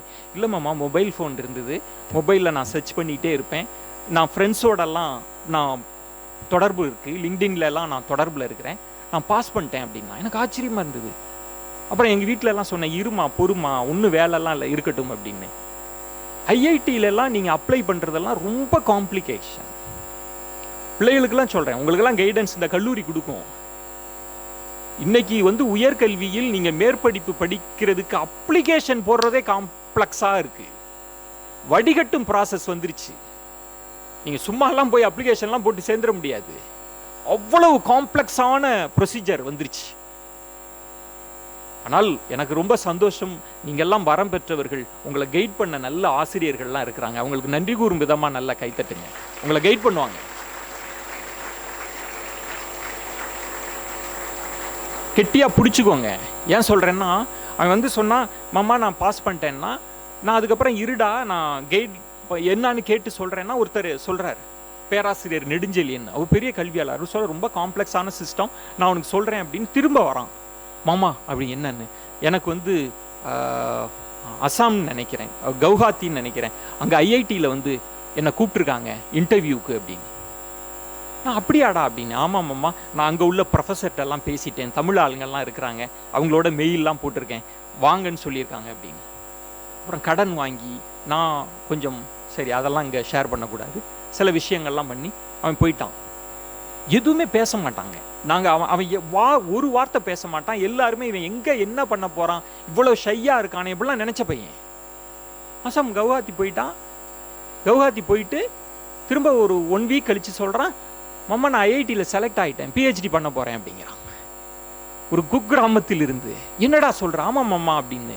அப்புறம் சொன்னேன், எப்பட்றா பணம்லாம் கட்டுறதுக்கு அப்படின்னு. மாமா வேறு ஒன்றும் இல்லை மாமா, பிரைம் மினிஸ்டரில் அந்த ஒரு ஸ்கீம் இருக்குது, 72,000 75,000 ரூபாய் ஸ்டைஃபன் தராங்களாம், அந்த ஸ்கீமையும் பார்த்து வச்சுட்டேன், நான் ப்ரிப்பரேஷன் பண்ண ஆரம்பிச்சிட்டேன், அடுத்த வருஷம் அந்த ஸ்டைஃபண்டு வாங்கிடுவேன் மாமா. யார்? ஒரு கிராமத்தில் இருக்கிற உங்களை போன்ற ஒரு நண்பன்.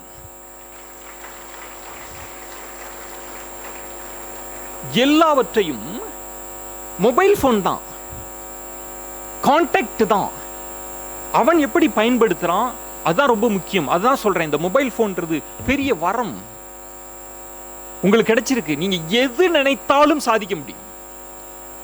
முன்பெல்லாம் இந்த சாதியினர் படிக்க முடியாத சூழல் இருந்தது, இந்த மதத்தினர் படிக்க முடியாத சூழல், கிராமம் நகரம் வேறுபாடு, பணக்காரன் ஏழை வேறுபாடு, முதல் தலைமுறை பட்டதாரி வேறு, எல்லாத்தையும் மொபைல் போன் டெக்னாலஜி அடிச்சு நொறுக்கிருச்சு. நான்லாம் இங்கிலீஷ் பேச தெரியாது எனக்கு. நான் டிப்ளமோலாம் முடிச்சுட்டு நான் ஒரு ரிசப்ஷனிஸ்ட்கிட்ட இங்கிலீஷில் பேசி தப்பாக பேசி சிரித்து அவமானப்பட்டு நான் இங்கிலீஷ் கற்றுக்கணும் அப்படின்னா அப்போ இருக்கிறது விவேகானந்தா கோர்ஸ் தான். 1500 ரூபாய் கட்டணும். ஒரு புத்தகங்கள் அனுப்புவாங்க, 15 புத்தகம் அனுப்புவாங்க. எங்கள் அப்பாட்ட போய் கேட்குறேன், அப்பா 1500 ரூபாய் கொடுப்பா, நான் புத்தகம் வாங்கணும் அப்படின்னு. நான் ஒரு ஏழை விவசாயி குடும்பம். எங்கள் அப்பா விவசாயம் பார்த்தாங்க, 4 பேர், ஏழ்மை குடும்பம். எல்லா கணக்கு வழக்கும் பார்த்து மூட்டெல்லாம் போட்டுட்டு கடனெல்லாம் அடைச்சிட்டு 6 மாதத்திற்கு பிறகு என் அப்பா கையில் 3500 ரூபாய் இருக்கு. ஒரு விவசாயிக்கு 6 மாதம் கழிச்சு வர வரவு அவ்வளோதாங்க, 3500 ரூபாய். என் அப்பா 1500 ரூபாய் எடுத்து கொடுத்தாரு, நீ படி வாங்க அப்படின்னு. அந்த 1500 ரூபாயை போஸ்ட் ஆஃபீஸில் போய் அனுப்புகிற போது நான் யோசித்தேன், இன்னும் 2000 தானே இருக்கு, 2000 வச்சுக்கிட்டு குடும்பம் நடத்தணுமா, அப்பா கொடுத்துட்டாரே 1500 ரூபாயை அப்படின்னு நினச்சேன். நான் யோசித்தேன், என்னடா அது அப்படின்னு. மாட்டை விற்று, காட்டை விற்று, என் அம்மாவின் தாலியை விற்று அப்படிதான் படித்தோம். ஆனால் உங்களுக்கெல்லாம் அதெல்லாம் கிடையவே கிடையாது. நீங்கள் நினைத்தா ஐஏஎஸ் ஆஃபீஸரா, ஐஏஎஸ் ஆஃபீஸரா, யூனிவர்சிட்டியா, எங்கு வெளிநாட்டுக்கு போ, எது வேண்டுமானாலும் சாத்தியப்படுத்த முடியும். உங்கள் கையில் இருக்கு. என்ன தேவை? தேடல் மட்டும் உங்களுக்கு இருக்க வேண்டும். தேடணும், ஜெயிக்கணுன்ற வெறி மட்டும் இருக்கணும். உங்களுக்கு சாத்தியப்படுத்த முடியும். உங்கள் திறமையை நீங்கள் கண்டுபிடிங்க. நீங்கள் என்னவாக போறீங்க? படிப்பெல்லாம் ஒரு புறம் இருக்கட்டும். அதுவும் சொல்கிறேன் உங்களுக்கு, இன்ஜினியரிங்க்கு பசங்களுக்காக சொல்கிறேன். சில பசங்களுக்கெல்லாம் வருத்தம் இருக்கும், ஐயோ இந்த கோர்ஸ் நம்ம படிச்சிட்டோமே, நான் கேட்ட கோர்ஸே வேற. அதுவும் இல்லாமல் நாங்கள் படித்த போதெல்லாம் கிரேடு உண்டு. அப்போ நல்ல மார்க் வாங்குறா அப்படின்னா, நான் படித்தப்ப ஃபஸ்ட்டு அப்படின்னா எலக்ட்ரிக்கல் தான், அவங்க தான் கெத்தா அப்படி வருவாங்க. எலக்ட்ரிக்கல், அடுத்து மெக்கானிக்கல், அதுக்கப்புறம் இடையில இருப்பாங்க எலக்ட்ரானிக்ஸ் கம்யூனிகேஷனும் கம்ப்யூட்டர் சயின்ஸும். அதுலேயும் ஒரு 5-6 பசங்க கெத்தாக இருப்பாங்க. காரணம் வந்து அங்கே தான் அதிகமாக பொம்பளை பிள்ளைங்க படிக்கும். இதில் பாவப்பட்ட ஃபீல்டுன்னா சிவில் தான். அவங்க சிமெண்ட்டோடு அப்படியே நின்றுட்டு இருப்பாங்க நம்மளை பார்த்துட்டு. அப்படிலாம் இப்போ இல்லை. நான் உங்களுக்கு சொல்கிறேன், இன்னும் 5 ஆண்டுகளில் கல்வி மிகப்பெரிய மாற்றம் அடைய போகுது. ஏஐ மிகப்பெரிய எல்லாமே இன்டகிரேட்டட் தான். இன்ஜினியரிங் முடிச்சுட்டு டாக்டர் பண்ணலாம், டாக்டர் முடிச்சுட்டு இன்ஜினியரிங், எல்லாரும் சேர்ந்து கல்வி எங்கேயோ போயிடுச்சு. 50 வருடங்களை தாண்டி ஓடிட்டு இருக்கு. அப்படி ஒரு பாய்ச்சல்ல நீங்க இருக்கிறீங்க. ஆனால் இந்த இன்ஜினியரிங் படிப்பில் இருக்கிற ஸ்பெஷாலிட்டி என்ன தெரியுங்களா? நான் வந்து இன்ஜினியரிங் படித்தேன் தான், நான் டிப்ளமா படித்தவன் தான், நான் ஜேர்னலிசம் படிக்கலை, இதழியல் படிக்கலை. ஆனால் நான் ஒரு துறையில் மூத்த ஆசிரியராக செய்தித்துறையில் இருக்கிறேன், முன்னணி பொறுப்பில் இருக்கிறேன். நான் படித்தது இன்ஜினியரிங் தான். செய்தித்துறையில் நான் உங்களுக்கு சொல்கிறேன், செய்தித்துறையில் இருக்கிற ஒரு 80 விழுக்காட்டினர் யார் தெரியுங்களா? யாரும் ஜேர்னலிசம் படித்தவங்க இல்லை, இன்ஜினியரிங் படித்த பசங்க தான் இருக்கிறாங்க. இன்ஜினியரிங் அப்படின்றது உங்களுக்கான ஒரு பிளாட்ஃபார்மை கொடுக்கும். இன்னைக்கு இருக்கிற முக்கியமான டேட்டா என்ன தெரியுமா? யூபிஎஸ்சி அதிகமாக கிளியர் பண்ணுறது இன்ஜினியரிங் கிளியர் பண்ணுறாங்க. பேங்கிங் செக்டார் இன்ஜினியரிங் படித்த பசங்க கிளியர் பண்ணுறாங்க. ஸோ எந்த டிபார்ட்மெண்ட், இந்த கோர்ஸ் அப்படிலாம் நீங்கள் நினைக்காதீங்க. உங்கள் லைஃப் என்னவாக போகிறோன்றதை ஃபிக்ஸ் பண்ணுங்க. உங்களுக்கான ரோல் மாடல் என்ன ஃபிக்ஸ் பண்ணுங்க. நான் இதாக போகிறேன் அப்படின்றத ஃபிக்ஸ் பண்ண பிறகு நீங்கள் தேட ஆரம்பிங்க, அதை நோக்கி ஓட ஆரம்பிங்க. அப்படி நீங்கள் போக ஆரம்பிக்கிறீங்க அப்படின்னீங்கன்னா மெல்ல மெல்ல மெல்ல ஒரு லைஃப்பில் இருக்கும். நான் இன்னொன்று சொல்கிறேன், பிள்ளைகளே, கல்வியால் மட்டும்தான் ஒரு தலைமுறையை தாண்டிய வெற்றியை கல்வி மட்டும்தான் கொடுக்க முடியும். வேற எதுவுமே கொடுக்காது. நீங்க இன்னைக்கு ஏழையா இருக்கலாம், இன்னைக்கு கடன்காரலா இருக்கலாம், இன்னைக்கு பொருளாதாரத்தில் வறுமையா இருக்கலாம், இன்னைக்கு சாதியில் ஒடுக்கப்பட்டவன், எது வேண்டுமானாலும் இருந்துட்டு போகட்டும். ஆனால் இன்னும் 6 ஆண்டுகள்ல 10 ஆண்டுகள்ல இந்த இந்தியாவை ஆளக்கூடிய அதிகாரமிக்கக்கூடிய பதவியில் நீங்கள் இருக்க முடியும். வருவீங்க, நம்புறேன். பண்ணலாம். கல்வியால் மட்டும்தான். அதை வந்து நீங்க சரியா பயன்படுத்திக்கணும். அதுதான் என் பேச்சினுடைய நோக்கமாக இருக்கு. தேடல் அப்படின்ற விஷயத்தை நீங்க எந்த அளவுக்கு புரிஞ்சுக்கிட்டீங்க அப்படின்னு தெரியல. நான் திரும்பவும் சொல்றேன், லாஸ்ட் பெஞ்ச் ஸ்டூடெண்ட், இது வரைக்கும் 12வது வரைக்கும் படித்ததிலேயே ரொம்ப திட்டு வாங்கின ஸ்டூடெண்ட் யாராக இருந்தாலும் நான் ஒரே ஒரு விஷயம் உங்கள்கிட்ட சொல்கிறேன். உங்கள் இதயத்துக்கு நெருக்கமாக நண்பனாக நான் சொல்வது தேடல் அப்படின்றது ரொம்ப உங்களுக்கு புரிகிற மாதிரி நான் சொல்கிறேன். தேடல், ஏன் தேடல்ன்ற வார்த்தையை நீங்கள் ஒரு புத்தகம்லாம் படிச்சீங்கன்னா அதில் தேடுவான். தேடல்னு இருக்கணும் லைஃப்பில். தேடல், பெரிய பெரிய விஞ்ஞானிகளின் பேட்டிகளில் தேடல், நம்ம சேர்மன் சார் பேட்டியில் தேடல், இந்த வார்த்தையை பயன்படுத்திகிட்டே இருப்பாங்க. இதை உங்களுக்கு புரிகிற மாதிரி சொல்கிறேன். என் வீட்டில் பெரிய ஒரு எலி தொல்லை, இந்த ஒரு சூர்யா படம் நடிச்சிருப்பாப்புல ஒரு எலி, ஒரு தொல்லை இருக்கு. அது மாதிரி எங்கள் வீட்டுக்குள்ளே ஒரு எலி, அது பயங்கர அப்டேட்டாக இருக்குது. எலி பொறிக்குள்ளே வராது, நீங்கள் எது வச்சாலும் அது சிக்கவே சிக்கலை. ஆனால் டார்ச்சர் பண்ணுது, 1 வருடமாக டார்ச்சர் பண்ணுது. ஜீன்ஸ் பேண்ட்டாக கடிச்சு வச்சிரும், கேட்ஜெட்ஸாக கடிச்சு வச்சிரும். பெரிய வீடாக இருக்கிறதுனால ஓடிடும், பிடிக்கவும் முடியல, ஒன்றுமே செய்ய முடியல. அப்படி ஒரு சூழலில் ஒரு நாள் நான் ரூமில் இருந்துட்டு இருக்கிறேன். அது எப்போதும் என் ரூம்குள்ளே வராது, ரூம்குள்ளே வந்துருச்சு அந்த எலி. மாட்டினா அப்படின்னு முடிவு. 1 வருஷம் வெறி எனக்கு.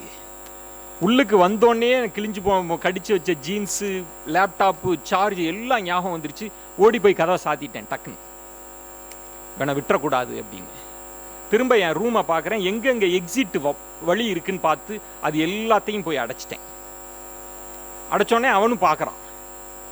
1 மணி நேரம் போராட்டம் நடக்குது. நான் பெரிய இரும்பு ராடோட சுற்றுறேன், அவன் அங்கேயும் ஓடுறான், நான் ஓட அவன் ஓட. நான் சொல்லிட்டேன், நீ முடிஞ்ச, உன் கதை முடிஞ்சுது அப்படின்னு நினச்சிட்டு இருக்கிறேன். அது என்ன பண்ணுது, அந்த எலி திரும்ப இங்கே எக்ஸிட் எல்லாம் திரும்ப திரும்ப பார்த்துக்கிட்டே ஓடிக்கிட்டே இருக்கு. நீ எவ்வளவு வேணாலும் ஓடிடி, உன் சாவு என் கையில் தான் இருந்துட்டு இருக்கேன். அதுக்கப்புறம் என்ன பண்ணுச்சு, நான் அடிக்கிறதுக்கு தான் எப்படியும் டயர்டாகும், அடிச்சிடலாம் அப்படின்றதுக்காக இருக்கிறப்ப அந்த எலி என்ன பண்ணுச்சு, அந்த எல்லா எக்ஸிட்டையும் பார்த்துட்டு அப்படி திரும்ப அப்படி ஒரு பின்னாடி போச்சுங்க. திரும்ப ஃபாஸ்ட்டாக ஒடியாந்துச்சு. எங்கே அப்படின்னு பார்த்தா என் ஜன்னல் ஓரத்தில் ஒரு நைட் லேம்ப் இருந்தது. இந்த ப்ளக் பாயிண்ட்டுக்கும் நைட் லேம்புக்கும் இடையில ஒரு ஒயர். அப்படி ஒரு சின்ன ஜம்ப், அந்த ஒயரில் காலை வச்சு ஜன்னலில் வச்சு தப்பி ஓடிச்சு. நான் அப்படியே என்ன நடந்ததுன்னே எனக்கு தெரியல, தப்பி ஓடிட்டான். நான் யோசிச்சேன், என்னடா அப்படின்னு. எல்லா கதவுகளும் அடைபட்டு கிடக்கிறது, எல்லாமே அடைபட்டு விட்டது, நீ எங்கு போய் பார்த்தாலும் அடைபட்டு விட்டது அப்படின்னு நம்ம நம்புகிறோம். ஆனால் அந்த எலி என்ன நினைக்குதுன்னா, எப்படியாவது நான் தப்பிப்பதற்கு என் முயற்சியை கைவிடாமல் கொஞ்ச நேரம் ஓட்டிட்டேன்னா எங்காவது ஒரு கதவு திறந்திருக்கும் அப்படின்னு சொல்லி ஒரு அசாதாரணமான ஒரு ஜம்ப் அடிச்சிச்சு. இல்ல, அதுதான் தேடல், அதுதான் தேடல். நம்ம யாருமே யோசிச்சே பார்த்திருக்க மாட்டோம். நான் யோசிக்கவே இல்லை இப்படி ஒரு ஜம்ப் பண்ணும் அப்படின்னு. நான் உங்களிடம் அதான் சொல்லுவேன், ஒரு அசாதாரணமான முயற்சி. நீ நீ எல்லா கதவும் அடைபட்டிருக்கு அப்படிலாம் நினைச்சு பல எலிகள் செத்துருக்கும். இனிமேல் நம்ம தப்பிக்கவே முடியாதுன்ற எலி செத்து போயிருக்கும். ஆனால் நான் தப்பிக்கிறதுக்கு வழி இருக்கு, ஏதேனும் ஒரு வழி இருக்கு அப்படின்னு ஓடிட்டே இருந்தால் உங்களுக்கான கதவு திறக்கும்.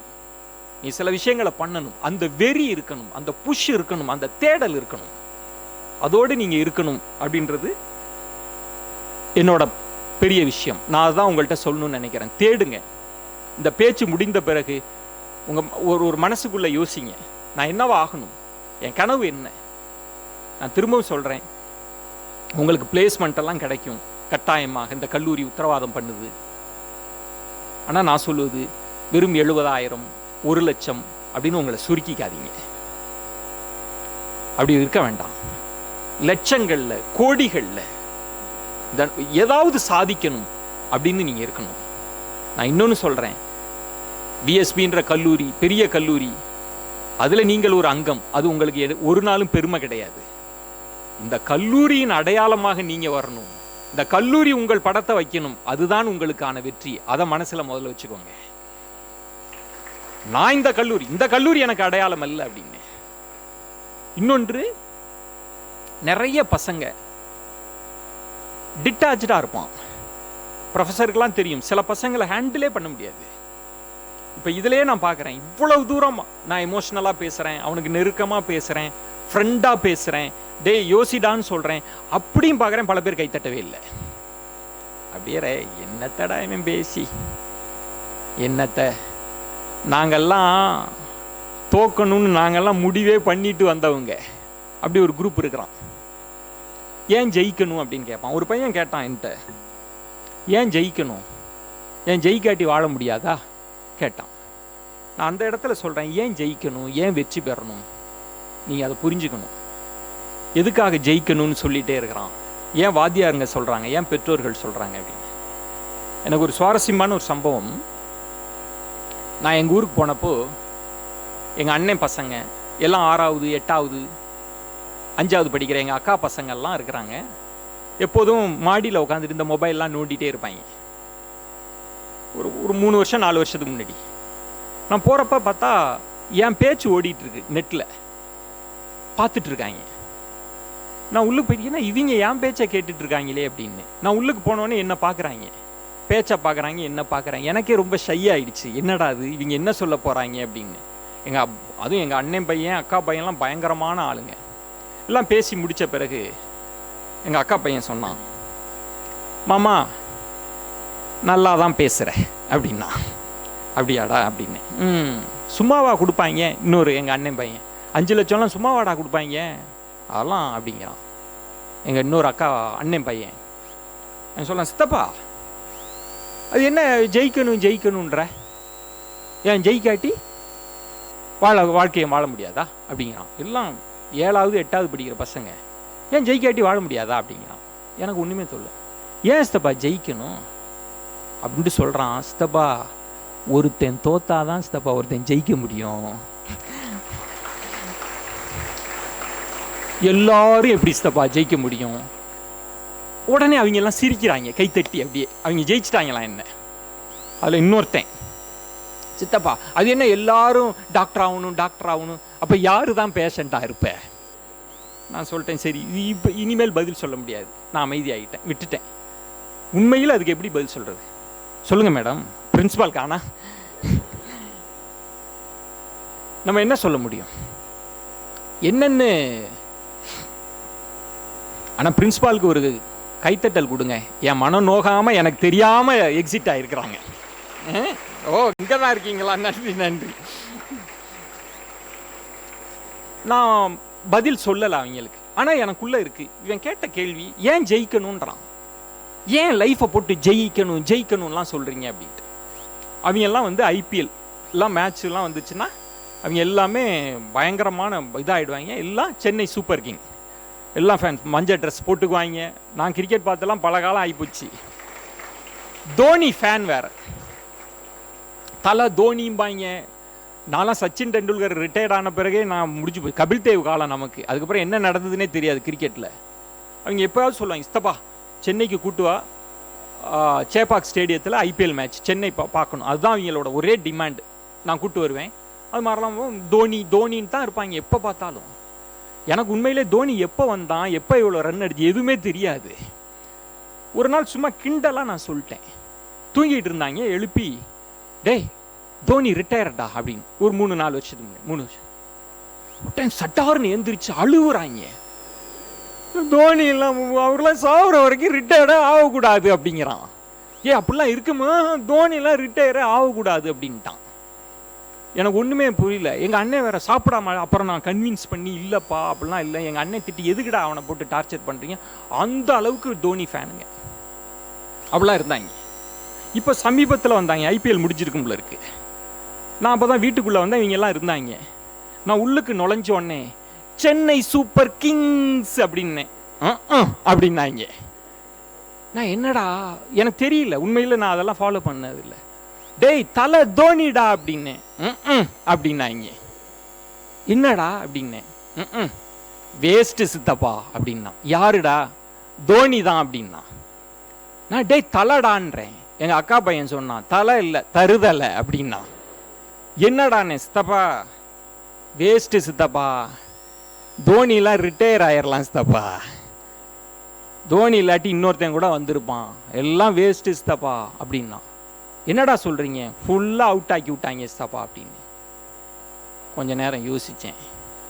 திரும்ப எங்கள் அண்ணன் பையன்கிட்ட கேட்டேன், தம்பி ஏன் தம்பி எப்போதுமே ஜெயிக்கணுன்ற, யாராவது ஒருத்தன் தோத்தாதானே தம்பி ஒருத்தன் ஜெயிப்பான்.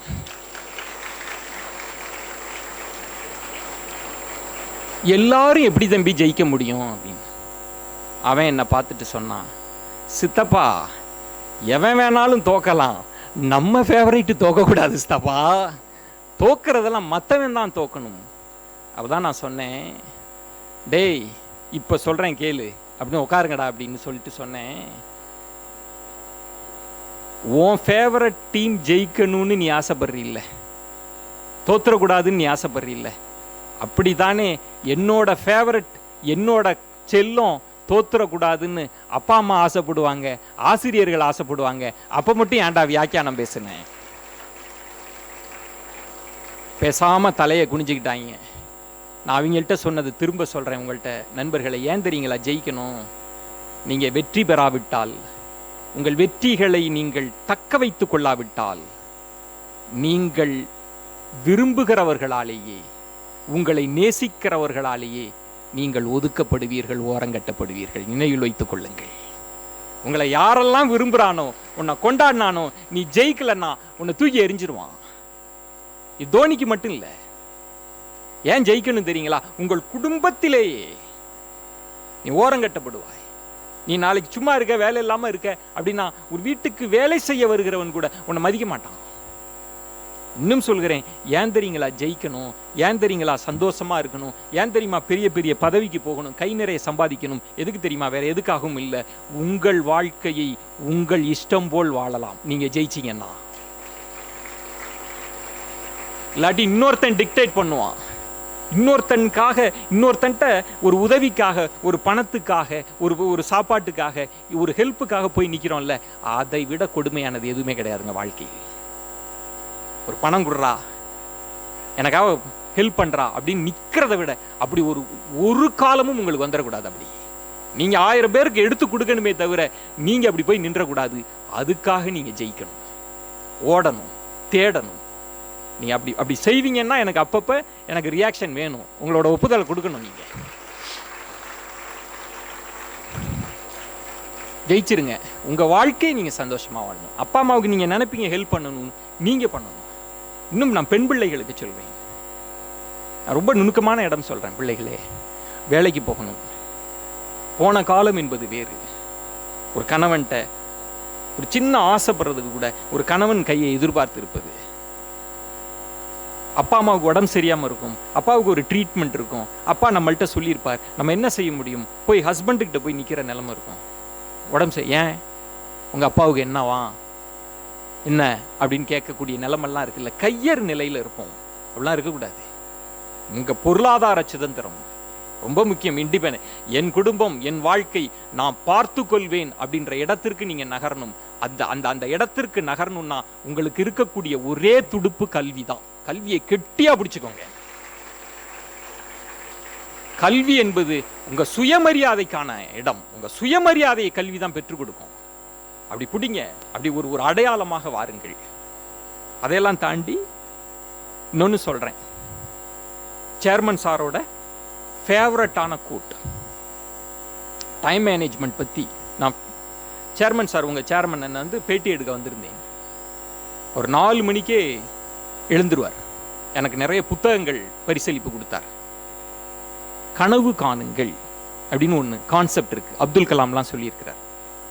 எத்தனை பேர் அது ரொம்ப சீரியஸாக யோசிச்சோம் நமக்கு தெரியல.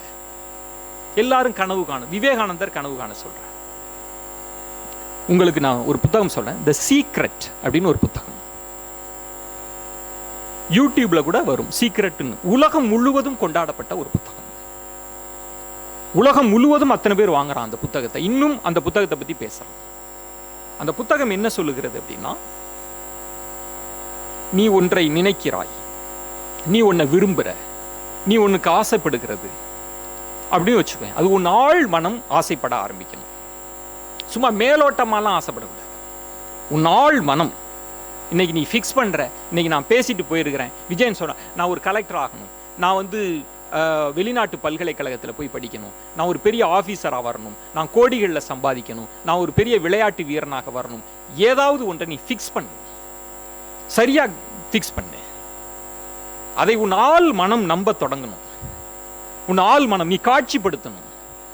ஒரு 10 வருஷத்துக்கு பிறகு நான் ஒரு பெரிய பங்களா கட்டியிருப்பேன், அந்த பங்களா இப்படி இருக்கும்னு உன் கண்களில் தெரியணும். விஷுவலைசேஷன், காட்சிப்படுத்துதல். நீ அப்படி காட்சிப்படுத்துன்றான். நீ பெரிய பங்களா வாங்க போற, அது அப்படின்னா என்ன, அதெல்லாம் நடக்குமா? நம்ம ஊர்ல சொல்லிடுறான், என்ன இருந்தாலும் உயர பறந்தாலும் ஊர்க்குருவி பருந்தாகாது. நம்மால் தான் சொல்லியிருக்கிறான். அதெல்லாம் கிடையவே கிடையாது. சீக்ரெட் புத்தகம் சொல்கிறது, நீ கனவு காண்கிறாயா, உன் ஆள் மனம் அதை இறுக பற்றி கொண்டதா, அந்த கனவு நிச்சயம் நடக்கும். அதற்கு பிரபஞ்சம் உதவி செய்யும்னா, அதான் அதனோட சீக்ரெட். இந்த பிரபஞ்சம் உதவும். இன்னும் சொல்றேன், கேட்டுக்கோங்க. நீ ஒன்றை விரும்புகிறாயா, இந்த இடத்துக்கு போகணும்னு நினைக்கிறாயா, ரூமி சொன்ன வார்த்தை எண்ணம் போல் வாழ்க்கைன்னு சும்மா சொல்ல நம் முன்னோர்கள். ரூமி சொல்றான், நீ எதை தேடுகிறாயோ அது உன்னை தேடுகிறது. நீ கலெக்டர் ஆகணும்னு தேடுறியா, கலெக்டர் பதவி உன்னை தேடும். நீ பெரிய விருது வாங்கணும், அது தேடும். அந்த கனவு உன் உடம்பு பூரா இருக்கணும், உன் அணுக்கள்ல அந்த கனவு இருக்கணும். அப்படி நீ நம்பிட்டினா நிச்சயம் அப்படியே நடக்கும். நான் போய் சொல்ல, என் வாழ்க்கையில் நடந்தது சொல்றேன். நான் கிராமத்தில் ஒரு பேச்சாளனாக வரணும்லாம் எனக்கு கனவுலாம் இல்லை, ஆனா வாய்ப்புகள்லாம் இல்லை. ஆனா எனக்குள்ள ஒரு ஆசை இருந்தது. நானாகவே அப்படி போய் பேசுவேன். அப்படி ஆத்தங்கரையில் பேசிட்டு என்னை வைகோ பாராட்டுற மாதிரி, கலைஞர் பாராட்டுற மாதிரி, ஜெயலலிதா, நானாவே அப்படி நினைச்சேன். அப்படியே ஒரு வாழ்க்கை கிட்டத்தட்ட வெளியிலிருந்து பார்த்தா பைத்தியம் மாதிரி இருக்கும். அப்படி நினைச்சேன். நான் சொல்கிறேன் நண்பர்களே, நான் கண்ட கனவில் 1% கூட தப்பா போகல. எல்லாமே நடந்தது. எங்கோ ஒரு கிராமத்தில் இருந்து கண்ட கனவு அப்படியே நடந்தது. நீ அதை தேடணும். நான் ஒரு கல்லூரியில் சொன்னேன், நீ எதை தேடுகிறாயோ அது உன்னை தேடுகிறது. ஒரு பையன் எந்திரிச்சான் டக்குன்னு, சத்தியமாவான்னா, சத்தியமாடான்னே, நிச்சயமாவா, நிச்சயமா, தேடுமா சார் அப்படின்னா. நான் அதை சொல்லலடா, அதெல்லாம் வரும் பின்னாடி. உன் இலக்குகளை நீங்கள் தேடுங்க, உங்க கனவுகளை நீங்க தேடணும். அதெல்லாம் தாண்டி ஒரு 2-3 விஷயம் சொல்லி முடிக்கிறேன். உங்களுக்கு இருக்கிற பெரிய இன்ஜினியரிங்ன்றதுனால நான் உங்களுக்கு சொல்றேன், துறை சார்ந்து உங்களுக்கு ஒரு விதமான பார்வை இருக்கலாம். நாளை ஒரு சிவில் இன்ஜினியரிங் முடிச்சுட்டு வெளில போகலாம்.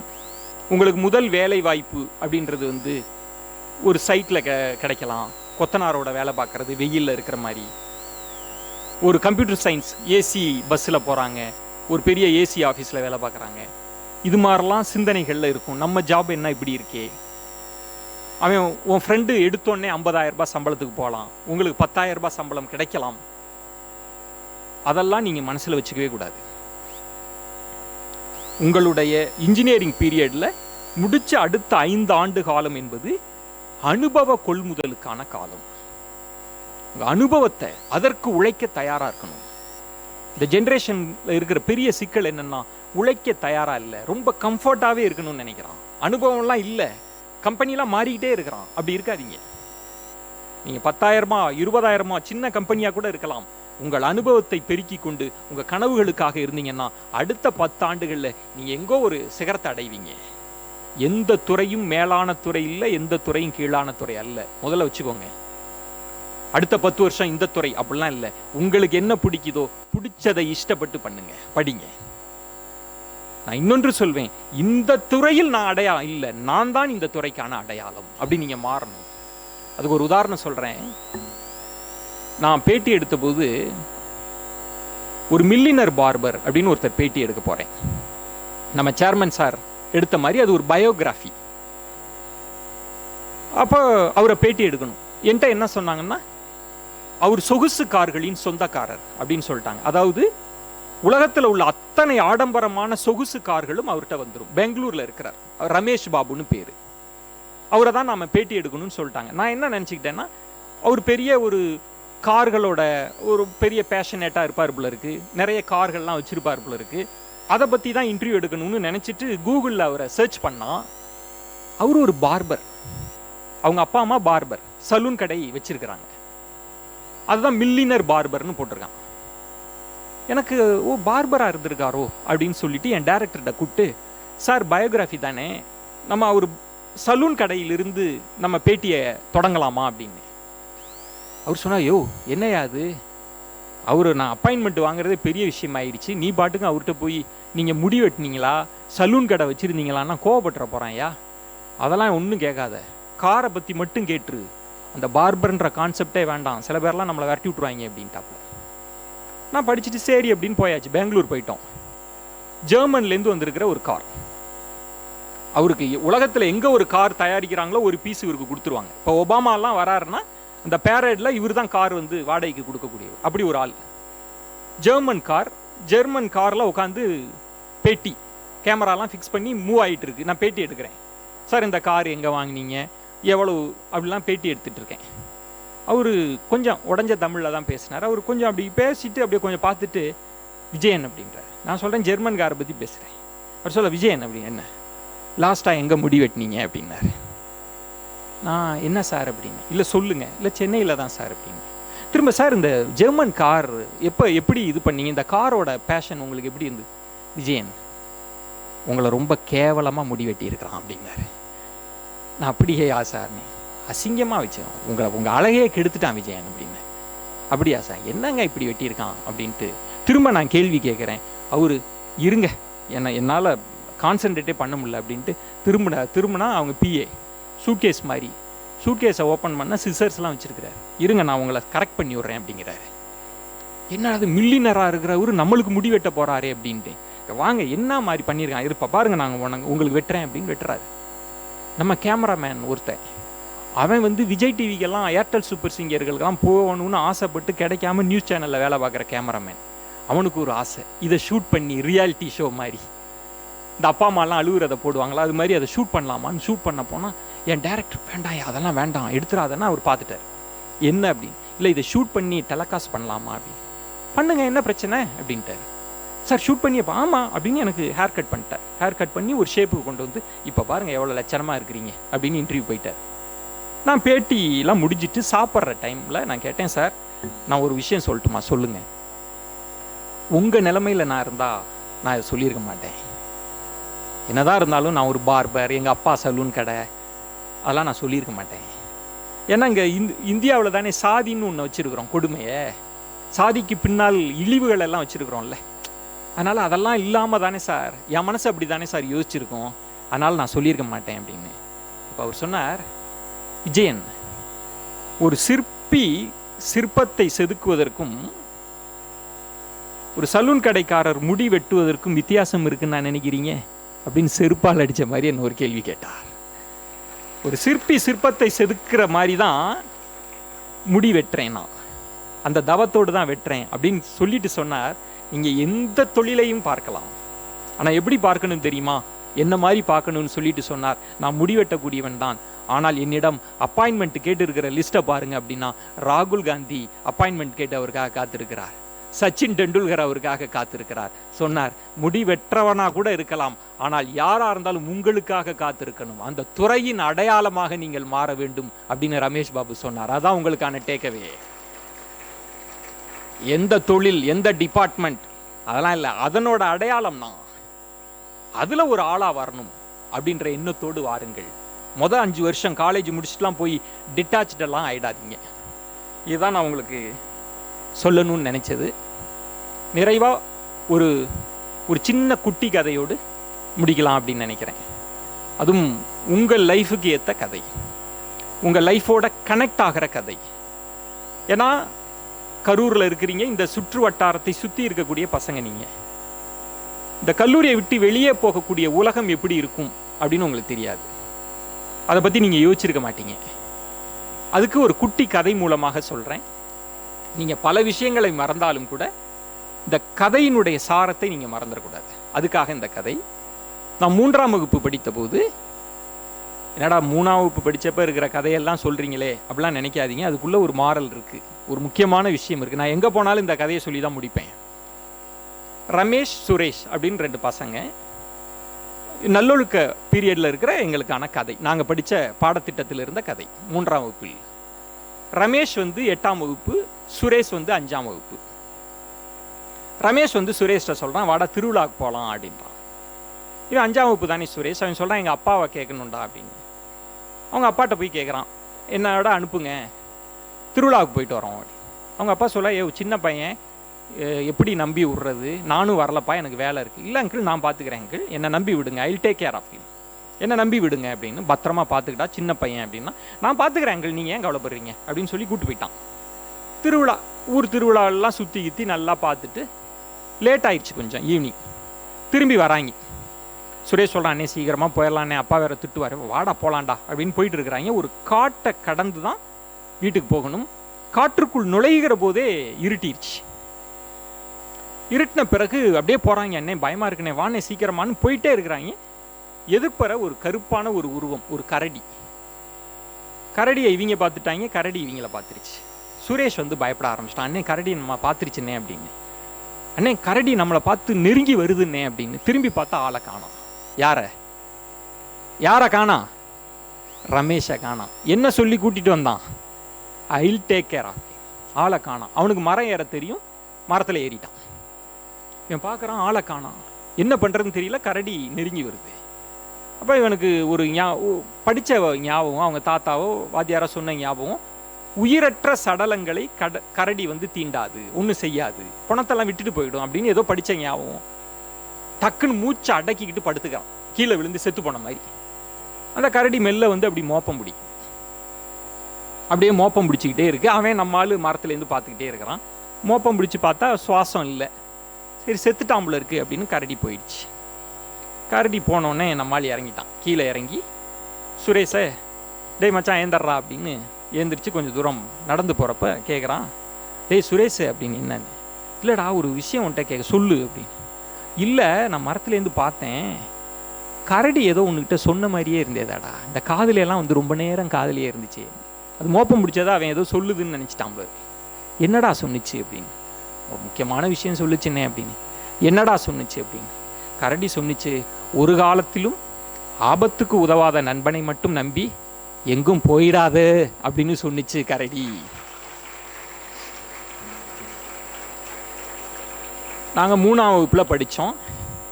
மாரல் ஆஃப் த ஸ்டோரி என்ன அப்படின்னா, ஆபத்துக்கு உதவணும், நட்பு பெரிது, அடுத்தவனுக்கு கை தூக்கி விடணும், நட்பு தான் பெரிது, உதவணும். இது எங்கள் ஜென்ரேஷனில் படித்த மாரல். நீதி போதனை இதுதான். ஆனால் உங்கள் ஜென்ரேஷனில் கதை ஒன்று தான், கருத்து மாறிடுச்சு. அதான் பெரிய சவால், அதான் சிக்கல். உங்கள் ஜென்ரேஷனில் இப்போ எப்படி கதை வச்சுருக்காங்க அப்படின்னா, இதே மாதிரி ரமேஷும் சுரேஷும் போகிறாங்க, அப்பா அனுப்புகிறாரு, திருவிழாவுக்கு போயாச்சு, திரும்பி வந்தாச்சு. இப்போ எங்கள் ஜென்ரேஷனில் தான் கரடி, உங்கள் ஜென்ரேஷனில் சிறுத்தை வந்துருச்சு. சிறுத்தையை பார்த்தோன்னே சுரேஷ் பதட்டப்படுறான், அண்ணே சிறுத்தை பார்த்துருச்சுன்னே, நம்மளை நோக்கி வருதுன்னே அப்படின்னு. ரமேஷ் பார்த்தான், ஒன்றுமே செய்யலை, கூலாக பேக் மாட்டியிருந்தான். பேக்கை ஓப்பன் பண்ணான், 2 கேன்வாஸ் ஷூ, புது ஷூவை எடுத்து மாட்டிகிட்டு இருக்கான். அண்ணே என்னென்ன பண்ணுற அப்படின்னு. ஷூவை மாட்டிகிட்டு இருக்கிறேன்டா. எதுக்குன்னே அப்படின்னு. வேகமாக ஓட. என்னே லூஸா அண்ணே, நீ எந்த ஷூ போட்டு ஓடினாலும் சிறுத்தையை விட வேகமாக ஓட முடியுமாண்ணே? அவன் சொன்னான், நீ தான்டா லூஸு, என் நோக்கம் சிறுத்தையை விட வேகமாக ஓடுறது இல்லை, உன்னை விட வேகமாக ஓடுறது. இதை சொல்லிவிட்டு மாரல் ஆஃப் த ஸ்டோரி என்ன சொல்றாங்கன்னா, போட்டி நிறைந்த உலகத்தில், போட்டிகள் நிறைந்திருக்கக்கூடிய இந்த உலகத்தில் வல்லமையோடும் திறமையோடும் புத்திசாலித்தனத்தோடும் இருந்தால் மட்டுமே நீ வெல்ல முடியும். இது உங்களுக்கான மாரல் ஆஃப் த ஸ்டோரி. நீங்க ரொம்ப நுணுக்கமாக பார்த்தா எங்க ஜென்ரேஷன்ல ஒரு அன்பு, நட்பு அதெல்லாம் இப்ப இல்லை. உங்களுக்கு அப்படி இல்லை. போட்டி நிறைந்த உலகம். நீங்க இங்கிருந்து வெளில போவீங்க, ஒரு யூபிஎஸ்சி எக்ஸாம் கலெக்டர் ஆகணும்னு நான் சொல்லிட்டேன், நீங்க நினைச்சிட்டு போவீங்க.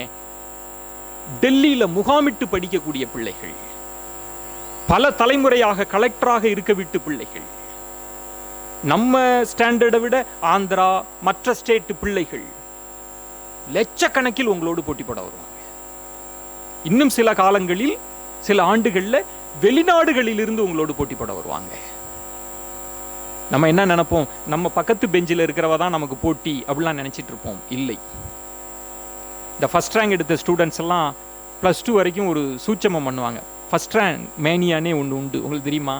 ஃபர்ஸ்ட் ரேங்க் எடுக்கிற பிள்ளைங்கள்லாம் நல்லா நம்ம கூட பழகிட்டே இருப்பாங்க. இந்த எக்ஸாம் நெருங்குறப்ப எப்படி இருக்கும் அவங்களோட ஆட்டிடியூடு? நீங்கள் எந்த ஃபர்ஸ்ட் ரேங்க் எடுக்கிற பிள்ளைய இந்த எக்ஸாமுக்கு போகிறப்ப கையை பிடிச்சி கேளுங்களேன், ஏண்டி அந்த சம் படிச்சிட்டியா அப்படின்னு. ஒன்றுமே படிக்கலடி ஃபர்ஸ்ட் ரேங்க் எடுக்கிற பிள்ளை சொல்லுவா. அதை இது நம்பும், இவளே படிக்கலையே நம்ம படித்தா என்ன அப்படின்னு. ஏனென்றால் அவன் என்ன நினைப்பான்னா, இவளை படிக்க விடாமல் வச்சுட்டா நம்ம ஜெயிச்சிட்டோம் அப்படின்னு. இல்லை, உங்களுக்கான போட்டியாளர்கள் இங்கு இருக்க போறதில்லை. நம்மளை விட வசதிகள், வாய்ப்புகள் இது எல்லாம் பெற்றவர்கள் தான் வெளியிலிருந்து வர போறாங்க.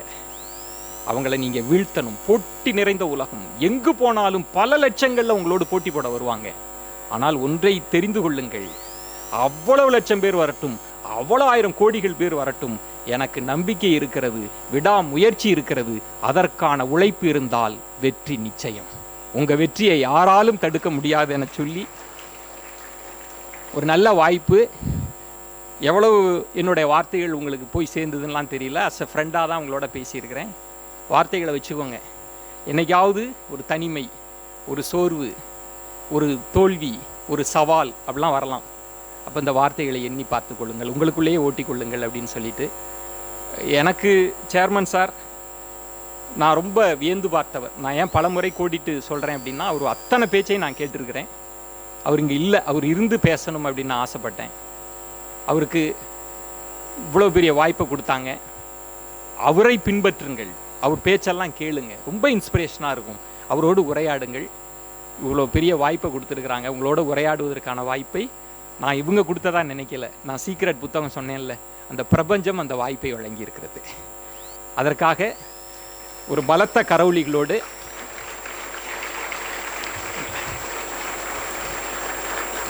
நான் விடைபெறேன். இறுதியாக ஒன்று, யாராவது ஒரே ஒரு பையன் அப்படி ஒரு டிட்டாச்சாக இருந்த ஒரு பையன், இல்லை நான் ஜெயிப்பேன் அப்படின்னு சொல்லி ஒரு ஆவரேஜ் லைஃபுக்கு வந்தா, ஒரு ஆவரேஜாக இருக்கணும்னு நினச்ச பொண்ணுங்க, இல்லை இல்லை நான் சாதிப்பேன் அப்படின்னு அந்த ஃபஸ்ட்டு கேட்டகரிக்கு வந்தா, அப்படி சாதிக்கணும்னு நினச்ச பையன், இல்லை இல்லை இந்த உலகத்தின் மிகப்பெரிய தலைவராக மாறுவேன் அப்படின்ற அந்த உங்களுடைய கோல் போஸ்ட் ஷிஃப்ட் ஆச்சுன்னு வைங்க, நிச்சயமாக அதுதான் என் பேச்சுலக பயணத்தின் மிகப்பெரிய வெற்றியாக இருக்கும் என சொல்லி விடைபெறுகிறேன். நன்றி, வணக்கம்.